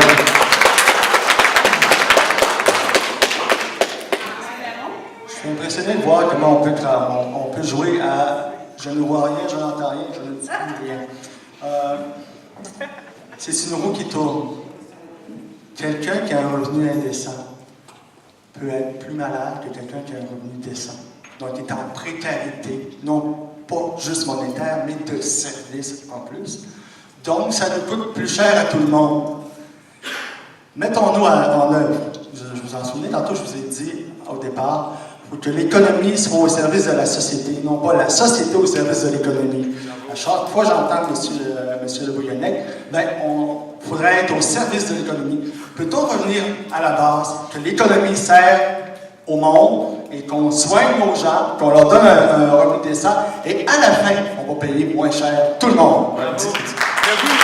Dites ça aux Espagnols, dites ça aux Espagnols qui ont aujourd'hui 20% de chômage, dont 50% de chômage chez les jeunes. Dites ça aux Grecs. Nous allons passer au quatrième thème. On va juste le dire aux Québécois, c'est déjà... C'est limite d'arriver en couleur à un moment donné. Ben, votre priorité, c'est pas les Québécois, c'est le Québec Inc.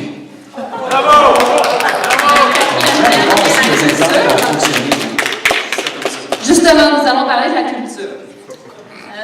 Donc, comme je l'ai dit plus tôt, nous avons de nombreux artistes talentueux dans la région. Il peut être très difficile de vivre à l'ombre de l'effervescence culturelle de Montréal. Tous vos partis disent vouloir faire la promotion de la culture. Mais quelle est votre position?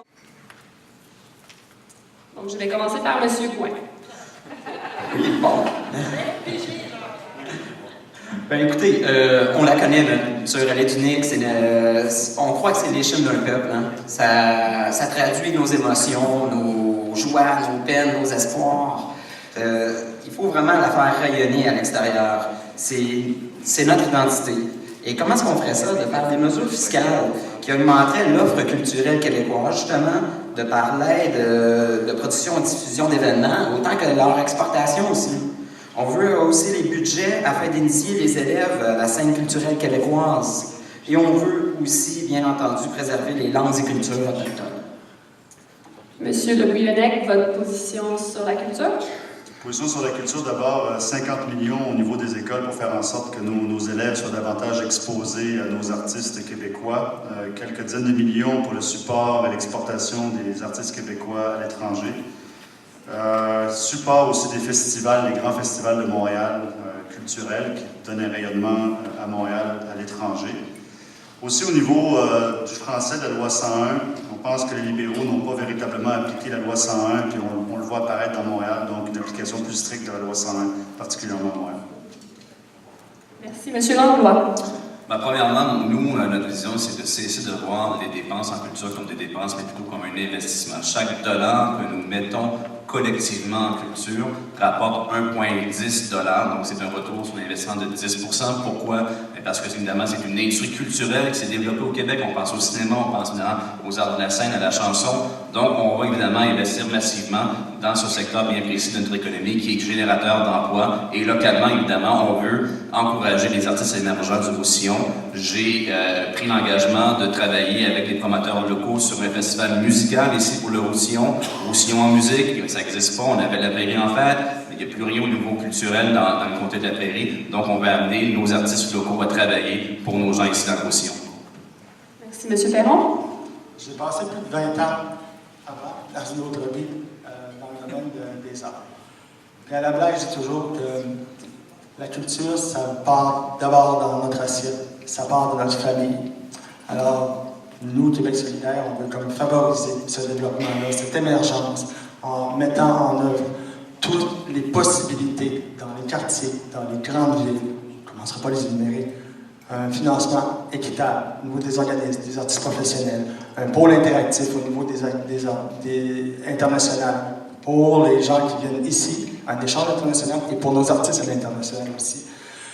Permettre au moins 4 productions aux étudiants d'avoir accès à 4 productions professionnelles. Implanter beaucoup d'activités culturelles dans les régions, dans les quartiers, afin que les gens puissent en profiter et puissent aussi créer, avoir des pôles de création culturelle et communautaire. Vous allez pouvoir poursuivre puisque ma question s'adresse à vous. Donc, si Québec solidaire est élu, comment comptez-vous mettre de l'avant la culture locale de la circonscription de la Prairie? des mesures précises à travers, par exemple, l'enseignement scolaire ou le tourisme culturel? Bien, comme je le disais tantôt, on va permettre aux étudiants de primaire et secondaire d'avoir accès à beaucoup d'activités culturelles, mais aussi, c'est aussi de permettre dans le milieu de développer sa culture, sa particularité, et par des organisations, par un financement adéquat et équitable aux nouveaux organismes. Il faut aussi permettre que chaque milieu ait au moins un organisme culturel fort et qui puisse travailler en collaboration avec l'ensemble des partenaires. Donc, avec la commission scolaire, bien entendu, avec la ville et avec les sociétés d'histoire, etc., etc. Merci.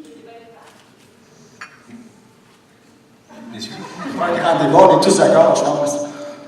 Ben, c'est clair que la culture, on dit, effectivement, M. Perron a parfaitement raison, il y a un accord commun de faire la culture, évidemment, un fer de lance au Québec. Je le disais, c'est notre identité qui est à la base de ça. C'est une industrie, c'est pas, je suis économiste, donc j'ai un niveau de fabrication, donc je le vois aussi au niveau d'emplois qui peuvent être générés, qu'il y a des investissements en culture. Et localement, il faut mettre de l'emphase, mais les forces qu'on a dans nos missions, on a des écoles, il faut mettre davantage de ressources pour l'enseignement de la musique, l'enseignement de l'histoire, on en faisait mention tout à l'heure, pour créer un bouillon de culture ici dans le Roussillon. Nous, on propose un crédit d'impôt de 500 $ pour les activités liées aux arts pour les enfants, donc évidemment, pour encourager les enfants à s'inscrire à des cours. Nonobstant le revenu, c'est un crédit remboursable. Alors, vous savez, il y a des 40% des Québécois qui ne payent pas d'impôts, donc via ce crédit-là, on va être en mesure d'aller chercher les enfants des milieux les moins bien nantis pour qu'ils aient aussi accès à l'enseignement de la musique et à l'enseignement des arts. Ben, je crois aussi que dans le contexte nord-américain d'aujourd'hui, il faut absolument favoriser les élèves en bas âge à la culture québécoise. C'est pas quelque chose qui est très, très glamour, comme on dit en bon français, excusez l'anglicisme. Mais il faut vraiment la mettre de l'avant, notre culture québécoise. C'est peut-être pas ce qui est le plus facile sur l'Internet, comme par exemple, mais c'est à nous, justement, de la favoriser dans les écoles. Donc, justement, d'aussi les budgets, afin qu'on puisse aller dans les musées, qu'on puisse aller mettre l'exposition de l'avant, mettons, des spectacles québécois, de la culture québécoise. On en a tellement, tel le Cirque du Soleil, Robert Lepage. C'est vraiment à mettre de l'avant. On risque de me répéter, c'est beau les vœux pieux, mais la Coalition Avenir Québec est une seule partie qui a un programme qui est très massif. On regarde la culture autour de ce qui se passe dans les activités parascolaires à l'école secondaire. Si on pense à 1 heure par jour de plus, ça signifie qu'au niveau des équipements à la fois culturels et sportifs, comme par exemple la commission scolaire, ici au niveau des équipements sportifs, on sait très bien, Arena, etc., il y a des déficiences. Donc c'est un tout, de pouvoir exposer nos jeunes à davantage de culture avec les professeurs qui peuvent davantage créer des projets et les entraîner, on pense que c'est porteur d'avenir. C'est là qu'on sème pour récolter plus tard et c'est là qu'on met notre énergie et notre argent. Écoutez, M. Bouguenec, revenons sur cet engagement d'augmenter d'1 heure les journées d'enseignement. Ça tient pas de l'histoire, là? Comment vous allez vous organiser? J'étais poli avec vous, là. Arrêtez de m'insulter. Parce que ça tient pas debout. Comment vous allez... Soyez agréable avec la salle. Ben écoutez, je vous pose la question, ça tient pas debout. Comment vous allez vous organiser au niveau du transport scolaire, des écoles, alors qu'il y a des écoles qui ferment à 15h30, d'autres à 16h, d'autres à 16h30. Du jour au lendemain, tout le monde à 5h, plus de problème. C'est encore de la pensée magique de la CAQ, ça. Présentez votre programme et arrêtez d'insulter. Ben, je suppose, on est là pour débattre, on n'est pas, c'est pas un exposé oral, M. Bouguenec, là. Non, je crois que la politique peut se faire différemment. Excusez-moi, mais je pense qu'on parle de culture, et là, c'est un débat qu'on fait, une bataille que vous êtes en train de faire. On peut revenir à l'essence qui est la culture. Il ne faut pas oublier la langue. Dans la culture, il y a aussi les livres. Québec solidaire a mis en place, va mettre en place aussi le prix unique aux livres, afin justement que les librairies librairies secondaires et non les grosses librairies, puissent avoir accès à des best-sellers, parce que la plupart du temps, les best-sellers sont vendus à prix modique dans les grosses librairies pour attirer les gens. Donc, il faut ramener les gens à les petites librairies. Donc, faire vivre l'économie simple et l'économie de milieu. C'est aussi ça, la culture. C'est aussi s'approprier son ensemble, son milieu propre, proche, avec ses services proches. Ça, c'est de la culture aussi. Favoriser la langue, favoriser les espaces aussi d'échange. Les espaces, pas juste les espaces sociaux. Donc, exemple, le Parc de la Famille est un espace parce qu'il pourrait avoir facilement du théâtre de rue. Donc, on n'est pas obligé d'avoir des mesures énormes. n'est pas obligé d'avoir 1000 piastres pour faire de la culture. On peut faire du théâtre, on peut faire de la danse, on peut faire du théâtre extérieur, on peut faire de l'art extérieur. Il faut être imaginatif pour faire vivre sa culture. Et c'est ça qu'il faut s'appliquer. Il ne faut pas juste se chicaner.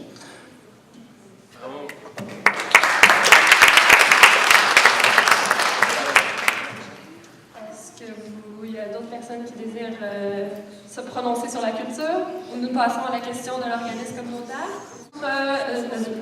L'organisme communautaire L'Avant-Garde en santé mentale qui va venir présenter sa question sur la culture. Je demanderais vous présenter. Valérie Robert de l'Avant-Garde en santé mentale. Le mouvement pour les arts et lettres, le MAL, représente des milliers d'artistes professionnels. Le MAL s'est adressé à tous les partis pour réclamer plus de subventions et d'attention politique. Qu'avez-vous à proposer à ces milliers d'artistes professionnels dans le besoin? Donc, M. Gouin, d'Option nationale. Oui, donc pour le financement public, j'ai absolument aucun problème avec ça. Nous autres, c'est justement, dans notre programme, on veut absolument consolider justement le financement public afin d'assurer la pérennité des institutions culturelles québécoises, autant que ce soit la muséologie, autant que ce soit les spectacles, etc. Monsieur Perron. Ben, nous, ça va dans le même sens. D'ailleurs, on est les seuls à répondre aussi. Puis, qui est aussi, même au niveau de la diffusion de l'artiste à l'international, c'est important. C'est avoir un financement équitable et aussi bien financer les organismes, les institutions et les organisations. Ça permet aussi de permettre aux artistes d'être des artistes résidents à certaines places, dans les milieux, d'avoir des artistes professionnels dans des endroits qui peut s'appeler La Prairie, Saint-Philippe, où il y a une organisation qui peut recevoir des artistes résidents qui vont être bien payés pour créer. Merci. Monsieur Langlois. Écoutez, évidemment, il y aurait plusieurs éléments en réponse à votre question. Évidemment, c'est un meilleur financement, c'est un meilleur appui que ça prend. Je vais me concentrer sur le volet international. Vous savez, Stephen Harper a coupé il y a 3 ans tout le volet d'aide au développement international, au rayonnement international des artistes québécois. Nous allons investir jusqu'à 5 millions de dollars dans ce créneau-là. Et il n'est pas question que Stephen Harper vienne couper nos artistes québécois. Le gouvernement du Parti québécois va s'opposer et va mettre fin à la dictature de Stephen Harper en milieu culturel. Oui, mais on va être indépendant, donc M. Harper va être... Merci, M. Le Bouillonnec. Comme je disais tout à l'heure, l'accès pour les jeunes des écoles secondaires aux artistes, c'est 50 millions là-dedans, 10 millions pour le support des productions québécoises à l'étranger. Et aussi support des grands festivals à portée internationale pour le rayonnement de Montréal et du Québec à l'extérieur. Donc, la question du public sera présentée par Pascal Saint-Pierre. Ah oui, mon Pascal. Question sur la culture. OK.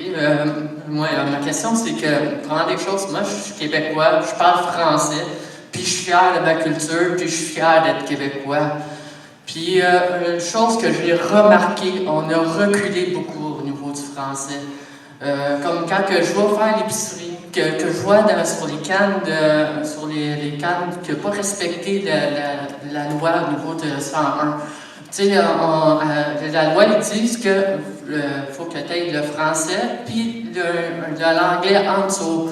Mais sauf que depuis un certain temps, je remarque que l'anglais est au-dessus du français, puis la même égalité d'écriture.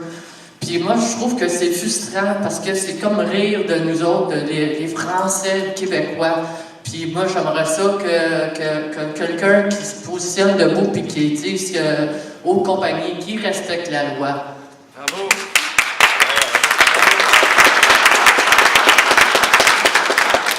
Donc, pour répondre à la question de M. Saint-Pierre, M.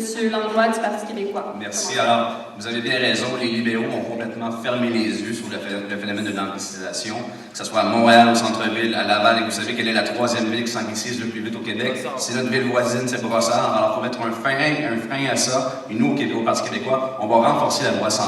Alors, on va combattre l'anglicisation, soyez-en certains. Je suis un peu surpris, vous allez me trouver désagréable encore une fois, M.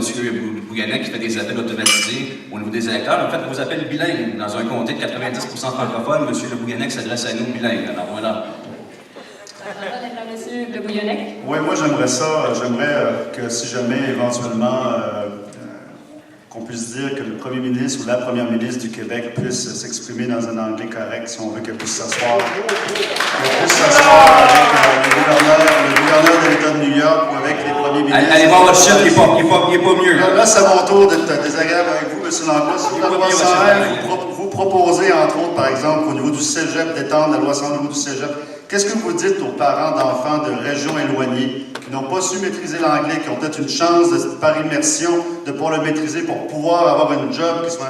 Parce qu'essayez de trouver une job quand vous êtes un jeune à Montréal, si vous n'êtes pas au moins bilingue. Je vous ai commencé l'anglais au secondaire, pour cégep, c'est une troisième langue. Étendre la loi 101 aux petites entreprises, alors que la langue de travail dans les grandes entreprises, c'est même pas couvert. Vous étendez une loi qu'on n'a même pas été capable d'appliquer dans sa base. Le réalisme, c'est de l'appliquer au moins où elle est là, plutôt que de commencer à interdire et de commencer à interdire. Vous, c'est le Québécois, nous, c'est la langue française. Vous avez quoi contre le Québécois? Vous avez quoi contre une économie de propriétaires, contre des gens qui puissent avoir des salaires à 15 piastres de l'heure, à 20 piastres de l'heure, 30 piastres de l'heure, Monsieur Langlois, dites-le nous, vous êtes contre l'économie de développement sauvage, vous voulez affronter les Québécois, c'est ça qui nous distingue. On veut créer de la richesse, on veut créer le retour des Québécois. Avec les Québécois et pour les Québécois. Monsieur Langlois, malhonnête intellectuellement. La parole est à M. Perron de Québec solidaire. Excusez-moi de vous déranger. Effectivement, la langue est une source importante de vie, de culture.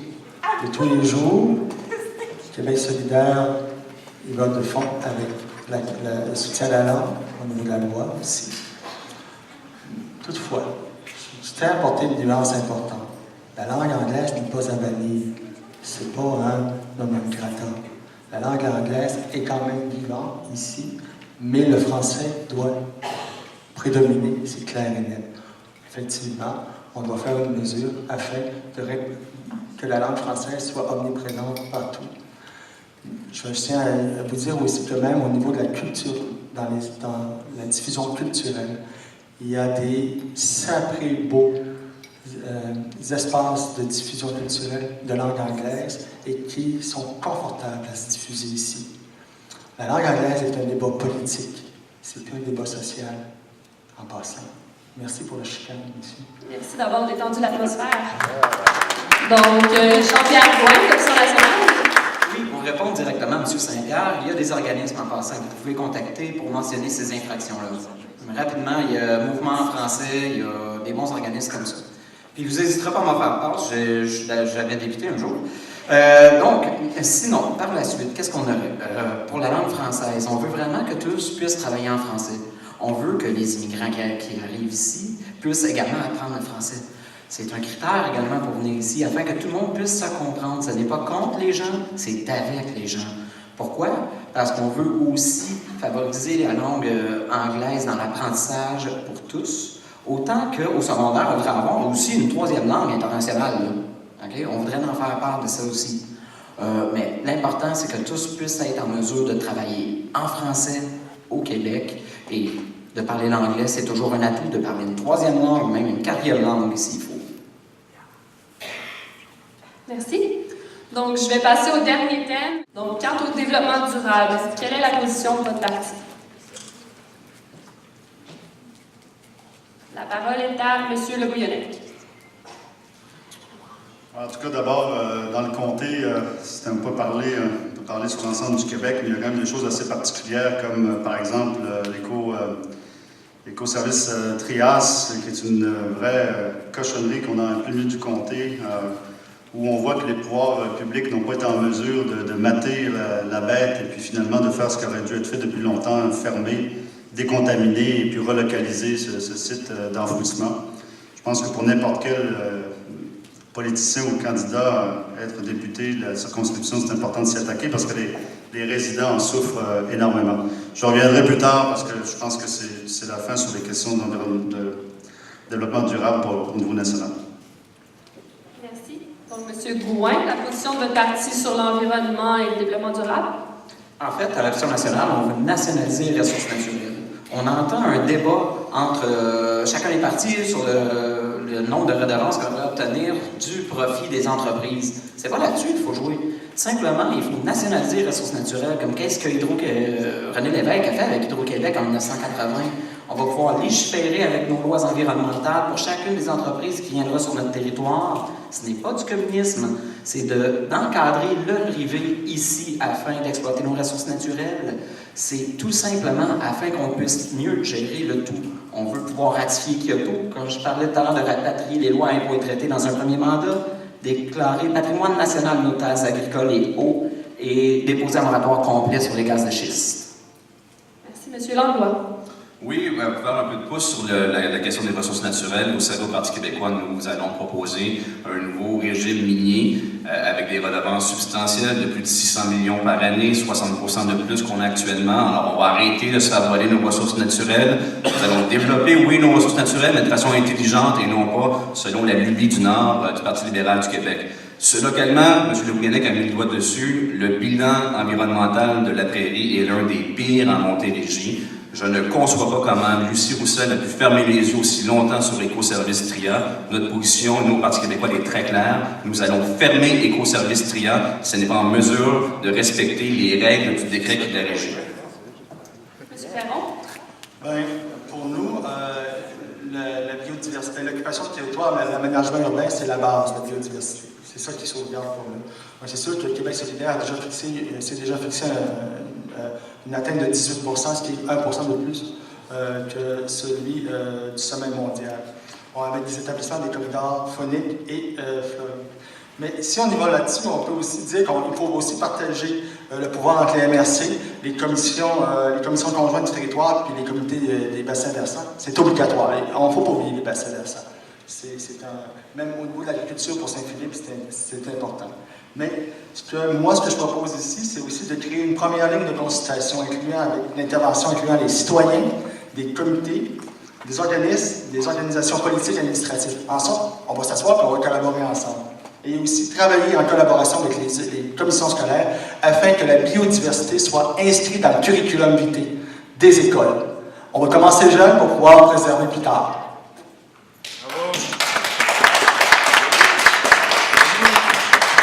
Donc, puisque vous êtes que 4 candidats ce soir et que nous avons 5 questions, j'ai tiré au sort la personne à qui s'adressera ma 5e question sur l'environnement, et plus précisément le développement durable. Donc, la question s'adressera à Stéphane Le Bouguenec, qui répondra en premier pour 1 minute.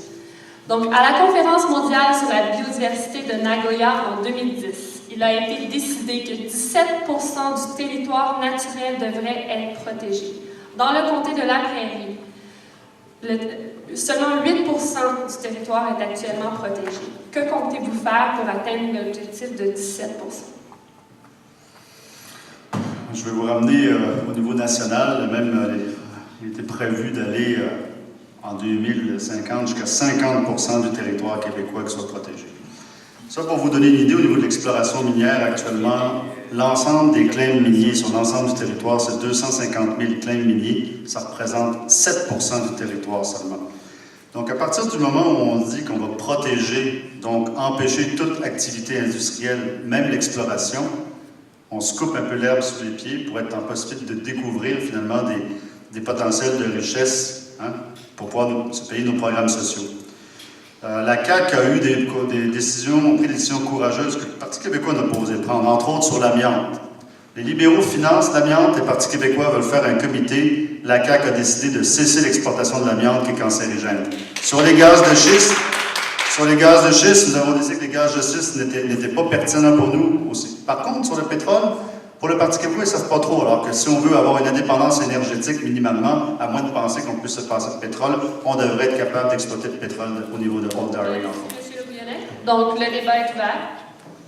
Je suis un peu surpris d'entendre M. Bouguenec questionner notre vision sur les hydrocarbures. On veut rendre public de façon prioritaire l'entente secrète qui lie Hydro-Québec à Pétrolia. C'est le vol du siècle qui se passe en Anticosti. Les libéraux ont vendu, fort possiblement pour une bouchée de pain, les droits d'exploration et d'exploitation sur l'île d'Anticosti. Nous, on va faire le ménage là-dedans. On va avoir brasser la frontière québécoise. Nous, on va y travailler pour eux en Anticosti. Quoi de mieux que de faire le ménage en nationalisant nos ressources naturelles? Tout simplement. Il n'y aurait personne qui pourrait venir justement chercher nos ressources naturelles comme on ne le veut pas qu'il le fasse. Le gouvernement légiférerait adéquatement avec les lois environnementales qu'on aurait rapatriées avec le lit qu'on aurait fait. Qu'est-ce que vous avez à répondre à ça? Ouvrir une nouvelle mine, c'est environ 1 milliard de dollars. Au-delà des redevances, les jobs sont des jobs payants. Allez voir en Abitibi, depuis que le bois s'est écroulé, même des gens qui ont un secondaire 5 ont des jobs à 100 000 $. Pourquoi? Parce qu'il y a des mines. Nous avons 15 mines actives au Québec. On n'a pas des centaines de mines actives.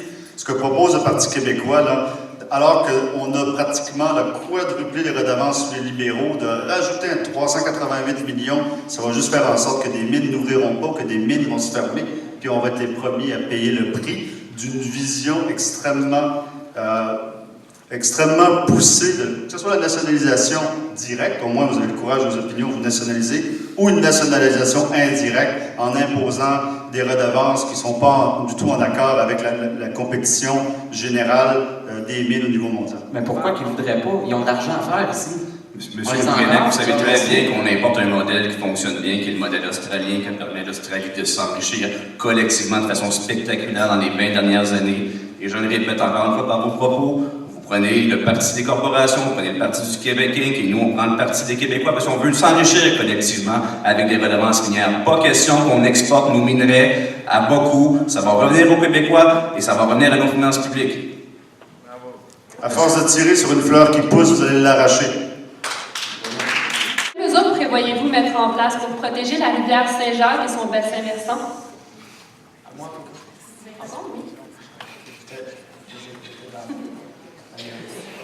Ben, comme on disait tantôt, pour nous, c'est important de créer un comité qui va, où toutes les collaborations vont être en place. Donc, les citoyens, etc. Je suis complètement déphasé, mais c'est pas grave, je vais y revenir. Donc, les organismes et les organisations locales. Pour nous, ça passe par comment on va l'occuper et comment on peut le travailler ensemble. C'est pas moi qui va décider ça, c'est ni le gouvernement, mais nous, comme gouvernement, comme députés, va être un levier afin de développer l'aménagement des territoires, dont la rivière Saint-Jacques. Et bien entendu, souvent, les municipalités ont de la misère avec ça dans l'occupation du territoire, de se déposséder un peu et de le partager avec l'ensemble des participants, des collaborateurs dans ce milieu. Écoutez, pour la rivière Saint-Jacques, moi je suis un amoureux de la rivière Saint-Jacques, j'y ai pêché quand j'étais petit, taquiner le brochet pour préserver cet aspect. C'est un bijou de la biodiversité. Vous savez là qu'il y a des espèces uniques en Montérégie, il y a des tortues, et évidemment cet espace-là est victime d'un développement sauvage du côté de Brossard avec Costco qui s'est... Vous pensez, M. Bouillonnec, que la rivière Saint-Jacques, c'est ce qui sépare la prairie de Brossard. Et il faut préserver cet élément-là. Il y a un projet de parc régional qu'on veut travailler entre Brossard et la prairie. Et effectivement, je l'ai pagayé il n'y a pas longtemps, la rivière Saint-Jacques. Et croyez-moi, on va tout faire pour respecter et revitaliser les berges de la rivière Saint-Jacques. Moi, je vous suggère de déclarer patrimoine national nos terres agricoles et eaux. Personnellement, ça aiderait beaucoup. C'est notre mesure. Monsieur Le Bouillonnec, est-ce que vous voulez répondre? Je peux passer à une autre question qui est sur le plan local encore dans l'environnement. Ça s'adresse à vous tous. Est-ce que vous savez qu'il n'y a toujours pas de programme de recyclage de papier, plastique, verre et métal pour les entreprises de comté? Est-ce que vous avez prévu faire des démarches dans ce dossier? Bien, écoutez, évidemment, le recyclage est une compétence municipale. On va accompagner les municipalités qui veulent bien en faire et les inciter. Vous savez qu'on a 4 municipalités dans le comté ici, Delson, Saint-Philippe, Candiac et La Prairie. Alors, c'est le rôle d'un député provincial de pousser ces idées-là auprès des villes. Et comme je le disais, nous, notre vision de développement durable elle est très claire. Alors, les villes qui veulent se lancer là-dedans, on va les accompagner. Vous savez, le recyclage a été parti par une entreprise d'économie sociale, par le communautaire, puis quand c'est parti, il y a une quinzaine d'années, tout le monde disait que vous êtes bien fous de partir ça. Il faudrait peut-être les remettre en place, les organismes communautaires qui s'occupent du recyclage, et je pense que ça marcherait un peu plus.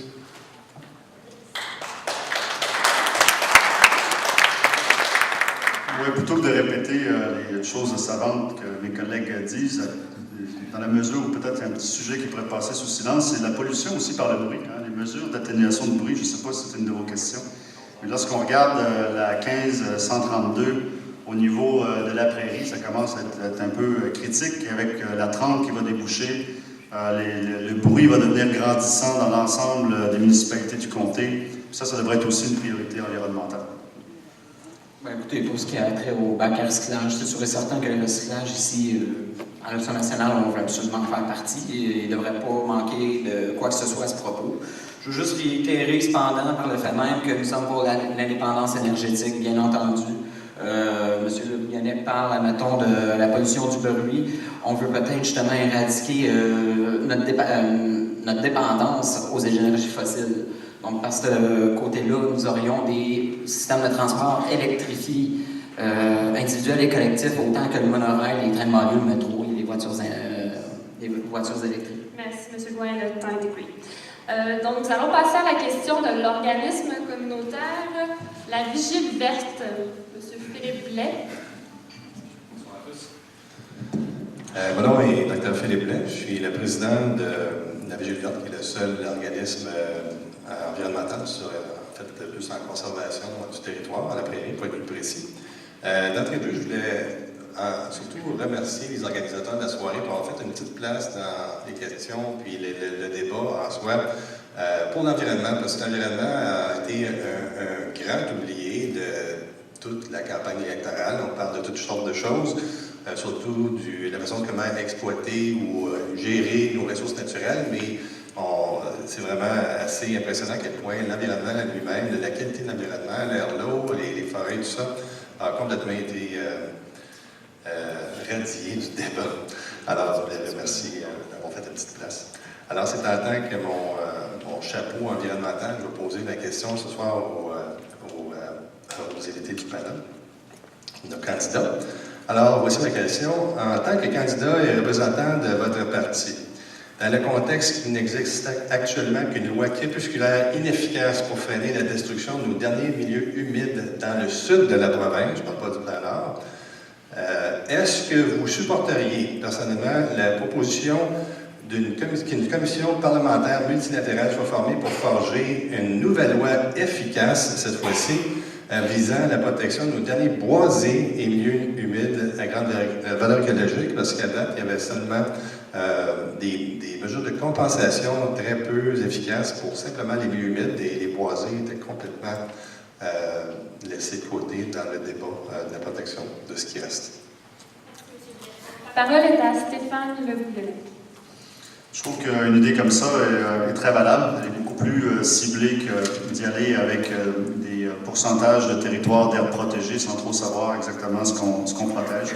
Puis particulièrement dans le sud du Québec, plutôt que de tenter de protéger le nord du Québec, où des fois on se demande véritablement ce qu'il y a à protéger, compte tenu que généralement les normes édictées par l'ONU concernent souvent des pays qui n'ont pas l'amplitude du territoire que nous avons. Mais l'amplitude du territoire que nous avons, c'est trompeur, parce qu'au niveau du sud, on l'a vu avec les terres agricoles, puis on le voit avec les cours d'eau, on le voit aussi avec les aires humides et certaines aires de reproduction de certaines espèces. Le sud du Québec mérite d'être protégé davantage. Donc, plutôt que d'avoir un plan nord, on pourrait avoir au niveau environnemental un plan sud environnemental où on met notre énergie à ce niveau-là.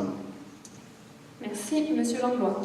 Oui, et je suis assez inquiet également dans ce sens-là de la stratégie des libéraux ont invoqué, c'est-à-dire de développer de façon très agressive le sud de l'autoroute 30 à la prairie, où on retrouve des boisés, où on retrouve évidemment des citoyens qui ont choisi de vivre relativement dans une forme de ruralité, la prairienne, qui est unique sur la rive sud. Et du jour au lendemain, les libéraux souhaitent développer ça de façon sauvage. On a vu ce que ça donnait à Candiac avec des Costco, des Boston Pizza. Ça, c'est pas du développement économique, c'est du développement commercial.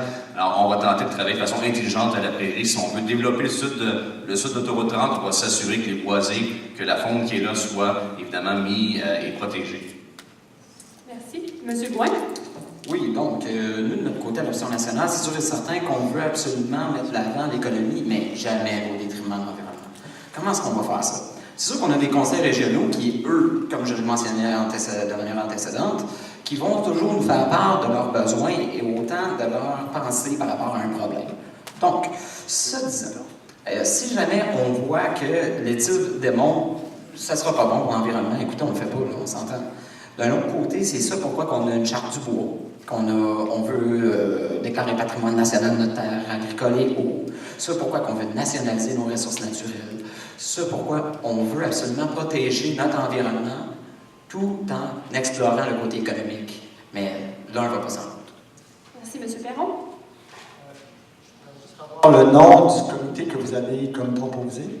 Moi, je suis président d'un Non, OSBL. le comité que vous avez proposé, la création d'un comité de... Ça serait une commission parlementaire pour former une loi qui remplacerait la loi crépusculaire qui existe actuellement, qui est complètement inadéquate, qui ne protège rien. Autrement dit, on n'a pas de loi pour protéger nos milieux naturels partout dans la province. C'est sûr qu'une commission parlementaire est intéressante. Toutefois, j'ai comme avis qu'il faut aussi travailler par le bas, que les gens s'approprient leur biodiversité. C'est une base importante. Lorsque tu regardes le ciel, tu le trouves bien beau, mais tu ne l'atteins pas. Il faut que ça vienne d'en bas aussi. Donc, il faut travailler sur les deux niveaux, en haut et en bas. Donc, pour moi, oui, je vais l'appuyer, mais oui, je vais travailler fort avec vous, avec les citoyens, avec les diverses instances décisionnelles, politiques, administratives, bien sûr, et votre organisme, à mettre en place un comité de vigie et d'action pour la biodiversité. Et aussi, peut-être lorsque les gens vont rentrer dans la prairie, dans le grand contenu de la prairie, ça va être marqué, vous rentrez dans une zone de biodiversité et faites-y attention, elle nous appartient. C'est ce qu'on souhaite. Merci beaucoup à tous les candidats. Yvon Lafrenière. Encore une fois, une question sur l'environnement. Merci, Yvon Lafrenière. Je suis citoyen de la Prairie. Je vis tout près, à la limite de la Prairie, tout près de Candiac, près du parc industriel de la Prairie. Bon, vous avez fait beaucoup de grands discours sur l'environnement, etc. Vous l'avez abordé d'ailleurs, la CAQ et le PQ, le site d'enfouissement de la Prairie et les autres usines qui tournent autour, qui créent à la fois du bruit, de la poussière, et pas n'importe quelle poussière qui, à mon avis, est cancérigène, qui est dommageable pour la santé de nos enfants, qui est dommageable aussi pour tout l'environnement. Et je pense que la question que je vais poser, en tout cas l'interrogation que j'ai, touche autant les gens de Candiac que de la Prairie. Vous nous dites qu'il faudrait fermer ça. Bon, ça, c'est beau, vous êtes assis tous les quatre ici, là, ce soir. Mais comment vous allez faire ça? Comment vous pouvez, comme député, le 5 septembre, fermer une entreprise qui est sous l'autorité d'une ville comme la Prairie, où malheureusement, Mme Roussel est absente parce que le PLQ, bon, elle se présente au PLQ, mais elle est aussi responsable comme mairesse. D'ailleurs, elle a gardé son poste de mairesse, elle pourrait nous répondre à la même question. Mais je veux savoir comment vous allez faire. Avez-vous du pouvoir ou juste faire des discours? Merci, M. Lafrenière. Donc, M. Le Bouillonnec. Déjà, l'étau s'est refermé avec le suivi environnemental, mais peut-être pas suffisamment. Il n'y a qu'une seule manière véritable avec du pouvoir, puis il faut simplement à ce moment-là un vote majoritaire à l'Assemblée nationale, c'est un bill d'expropriation. Alors donc, un bill privé d'expropriation après une négociation pour tenter de dire s'il n'y a pas moyen d'avoir une entente, dire vous êtes tout simplement exproprié, puis ça s'arrête là, le gouvernement du Québec a le pouvoir de faire ça. Maintenant, pour un député, qu'il soit péquiste ou caquiste ou peu importe, c'est de convaincre les collègues du caucus de l'urgence et de l'importance en étant assez fatigant avec ça depuis assez longtemps pour que ça se passe, à défaut que le problème se soit résolu par lui-même, de par les mesures qui ont été mises par le ministère de l'Environnement actuellement. Monsieur Langlois. Bon, écoutez, clairement, M. Lebrunec ne connaît pas le dossier d'Écoservice TRIA parce que Écoservice TRIA est réglementé par un décret du gouvernement. On n'a pas besoin de passer par un vote à l'Assemblée nationale. Il y a un décret qui existe, qu'on peut faire appliquer. Il y a des conditions bien spécifiques au niveau des nuisances, des émanations olfactives. Et si on applique à la lettre le décret qui encadre les activités d'Écoservice TRIA, bien évidemment, on va améliorer la qualité de vie des citoyens. Et si Écoservice TRIA n'est pas en mesure de respecter le décret, c'est clair, nous, on va retirer le certificat d'autorisation du ministère de l'Environnement et on va revitaliser le site. Vous savez qu'il y a un fonds de revitalisation du site qui a été capitalisé par Écoservice. Il est entre 2 et 3 millions de dollars. Donc, on va nettoyer la soie cochon que Mme Roussel a laissé passer pendant des années. Clique le décret. Monsieur Boin. Oui, bon, en ce qui est trait à l'entreprise, si on la ferme ou pas, bien écoutez, les déchets sont toxiques? Non. Bien, si elle continue à en produire des déchets toxiques, on n'est pas capable de l'arrêter, il faut la fermer, on n'a pas le choix. L'idée est toujours de ne pas être au détriment de l'environnement, on s'entend, on est pour la Terre, on ne peut pas vivre sans. D'un autre côté, il faut absolument faire ces études-là, parce qu'on ne veut pas être là non plus au détriment de l'économie. Il faut faire vraiment ces études-là avant de statuer. On ne peut pas vraiment statuer sans savoir vraiment c'est quoi les résultats. Et si les résultats s'avèrent vraiment négatifs, ben, est-ce qu'il y a des zonages? C'est quoi qui se passe? C'est les études qu'on va y mettre là-dessus. Monsieur Perron? C'est la Lafrenière, vous parliez d'écosystèmes triables, et vous parliez aussi d'autres industries qui émanent des odeurs ou autres. Dernièrement, à Rivière-des-Prairies, il y avait une incongruité comme ça, et il y en reste toujours. Mais on a commencé à collaborer avec l'ensemble, avec l'entreprise et aussi les citoyens qui ont apporté des solutions vraiment intéressantes. Il ne faut pas juste dire, moi je vais régler le problème. Je pense que c'est un travail d'ensemble. Et il faut, je ne connais pas tout, là. Monsieur Leonard connaît un peu plus que moi les lois au niveau gouvernemental. C'est bien parfait, je vais appuyer sur eux autres. Mais après ça, si on n'a pas des mesures adéquates, là, on ira un peu plus loin dans des mesures d'expropriation, etc. Mais je pense qu'il faut travailler ensemble. C'est ensemble qu'on est capable de réaliser des choses et non pas, on n'arrive pas avec une massue et on dit, tasse-toi, c'est le temps. Parce que ça, c'est une mesure, après ça va être une autre, ça va être une autre. Écoute, on va sortir du quartier industriel de chez nous. Il faut travailler sur des mesures et après ça, on va travailler. Merci, M. Perron. Oui, c'est rouge. Donc, nous avons terminé avec la question de l'environnement. Donc, M. Gouin, Jean-Pierre Gouin, d'Option nationale, votre mot de la fin. J'essaie de me retrouver dans les papiers. J'ai été... En fait, j'avais préparé un petit texte, en fait. Puis là, je ne m'attendais pas à ce que ça revienne à mon côté. Bon, écoutez, qu'est-ce que je veux dire? L'option nationale, c'est la souveraineté du Québec qu'on va mettre de l'avant, tout simplement. Pourquoi? On va enclencher ABCD. ABCD, c'est chacune des notions qu'il faut qu'on mette de l'avant. On veut faire la pédagogie de la souveraineté du Québec parce qu'il y a des gens qui ne l'ont pas comprise, tout simplement. Nous, à l'option nationale, on est des citoyens qui veulent mettre leur voix de l'avant. Il n'y en avait pas une par le passé. J'idolâtrais, moi, personnellement, Jacques Parizeau, René Lévesque, ici, Pierre Bourgault. Par contre, c'est Jean-Martin Leclerc qui m'a fait faire le dernier pas de l'implication. Il a fait en sorte que je m'y intéresse, que les gens s'y intéressent. On a un discours de vulgarisation à faire concernant la souveraineté du Québec.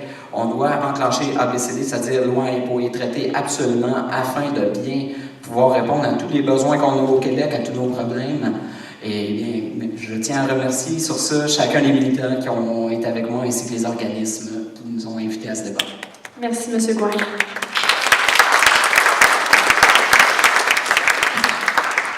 Donc, le mot de la fin de M. Yoann Perron de Québec solidaire. Je vous ai parlé souvent de la participation citoyenne à l'intérieur de mes interventions parce que Québec solidaire, dans sa plateforme, interpelle beaucoup de citoyens à la participation. Autant lorsqu'on va revoir la santé, lorsqu'on va revoir l'éducation, et aussi lorsqu'on va parler de souveraineté, on va faire des assemblées constituantes où est-ce que le citoyen va être en place, va être le propre des décisions. Ça ne viendra pas d'en haut. C'est ça qui est important de comprendre. Avec la participation citoyenne, on doit y être à tous les niveaux. Mais aussi, retenez ça. Québec solidaire, dans sa réforme électorale, voudrait que tous les députés de tout parti qui soient imputables envers leurs électorats. Pas juste une fois par année ou 4 ans. Puis on essaye. Non. C'est qu'une fois par année, qu'ils viennent s'asseoir avec l'ensemble de ses concitoyens et son électeurs. Et puis, ensemble, on détermine les axes et qu'on rende compte de notre travail qu'on a fait ensemble. Même si Québec solidaire n'est pas là, exigez la même chose de votre député une fois par année, pas une fois par 4 ans. Vous êtes le pouvoir.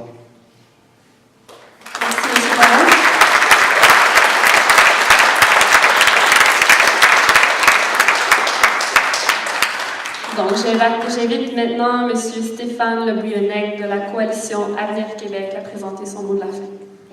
Merci aux organisateurs et organisatrices de nous avoir invités. Vous aurez compris que le programme de la Coalition Avenir Québec est un programme qui vise avant tout à remettre le Québec sur les rails parce que nous avons une vision assez pessimiste de la situation économique en général.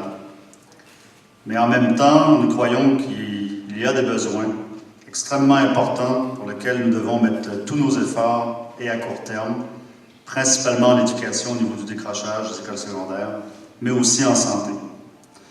On a donc concocté un programme qui nous permet de faire l'un et l'autre, tout en remboursant une partie de la dette, pour mettre le Québec éventuellement à l'abri d'un choc économique qui pourrait survenir comme il est survenu en Europe. Et on pense que ce choc économique-là pourrait arriver d'autant plus facilement que l'on continue à vouloir au Québec à penser qu'on est à l'abri de ce genre de situation. C'est vrai, selon on doit parler de Québec Inc. Oui, on souhaite avoir une économie de propriétaires. Oui, on souhaite avoir davantage d'entrepreneurs. Oui, on souhaite que les Québécois puissent lancer leur propre business, avoir des meilleurs salaires et avoir une meilleure vie. Merci, M. Biolek.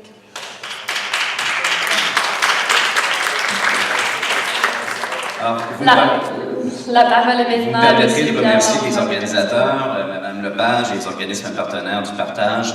Alors, au 4 septembre, les choix seront clairs, mes amis.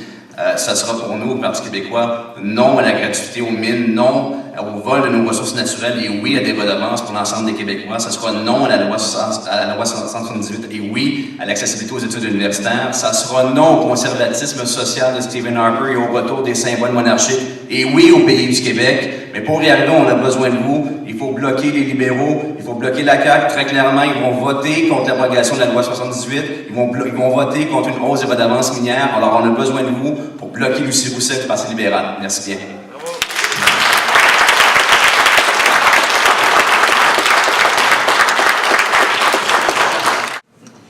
Nous vous remercions de vous être déplacés ce soir pour assister à ce débat. Nous sommes désolés que ça a commencé une demi-heure en retard, mais en fait, on est arrivé dans le temps tout de même. Donc, on trouvait ça important que le plus de candidats possible puissent participer à ce genre d'exercice. Je pense que c'est intéressant. L'autre chose, on vous demanderait, on n'a pas réussi à trouver de salle gratuite pour la soirée, malheureusement. C'est souvent une problématique aussi dans le comté de la Prairie, soit dit en passant. Donc, on a loué cet espace-là, les 4 organismes ensemble, et il y a une boîte que vous pouvez faire une donation pour nous aider à payer les frais qui sont consacrés à cette soirée.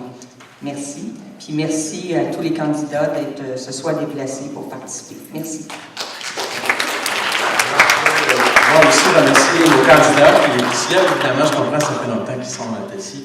Alors d'abord, remercier Annie-Claude pour son excellent travail de ce soir. Félicitations. Alors, vous pourrez retrouver dès demain l'intégrale de ce débat, si ça vous intéresse, sur le site faisetcauses.com ainsi que sur le site jurypop.org. Alors, vous pourrez le revoir et le revoir pour ceux que ça a passionné. En terminant, le 4 septembre prochain, vous faites un choix important, un choix de cœur, un choix de tête. Évidemment, invitez tous ceux, puis je pense qu'on doit faire tous ensemble un appel au vote, peu importe le parti que l'on supporte. Alors, tout le monde doit aller voter, particulièrement les jeunes, et là, j'en appelle, c'est la démocratie. Vous savez, il y a juste 25% des jeunes de 18 à 25 ans qui ont voté à la dernière élection, et ça, il faut travailler ça. Je pense que ça commence d'abord là. Alors, bon vote, merci, chers candidats, et bonne soirée à tous.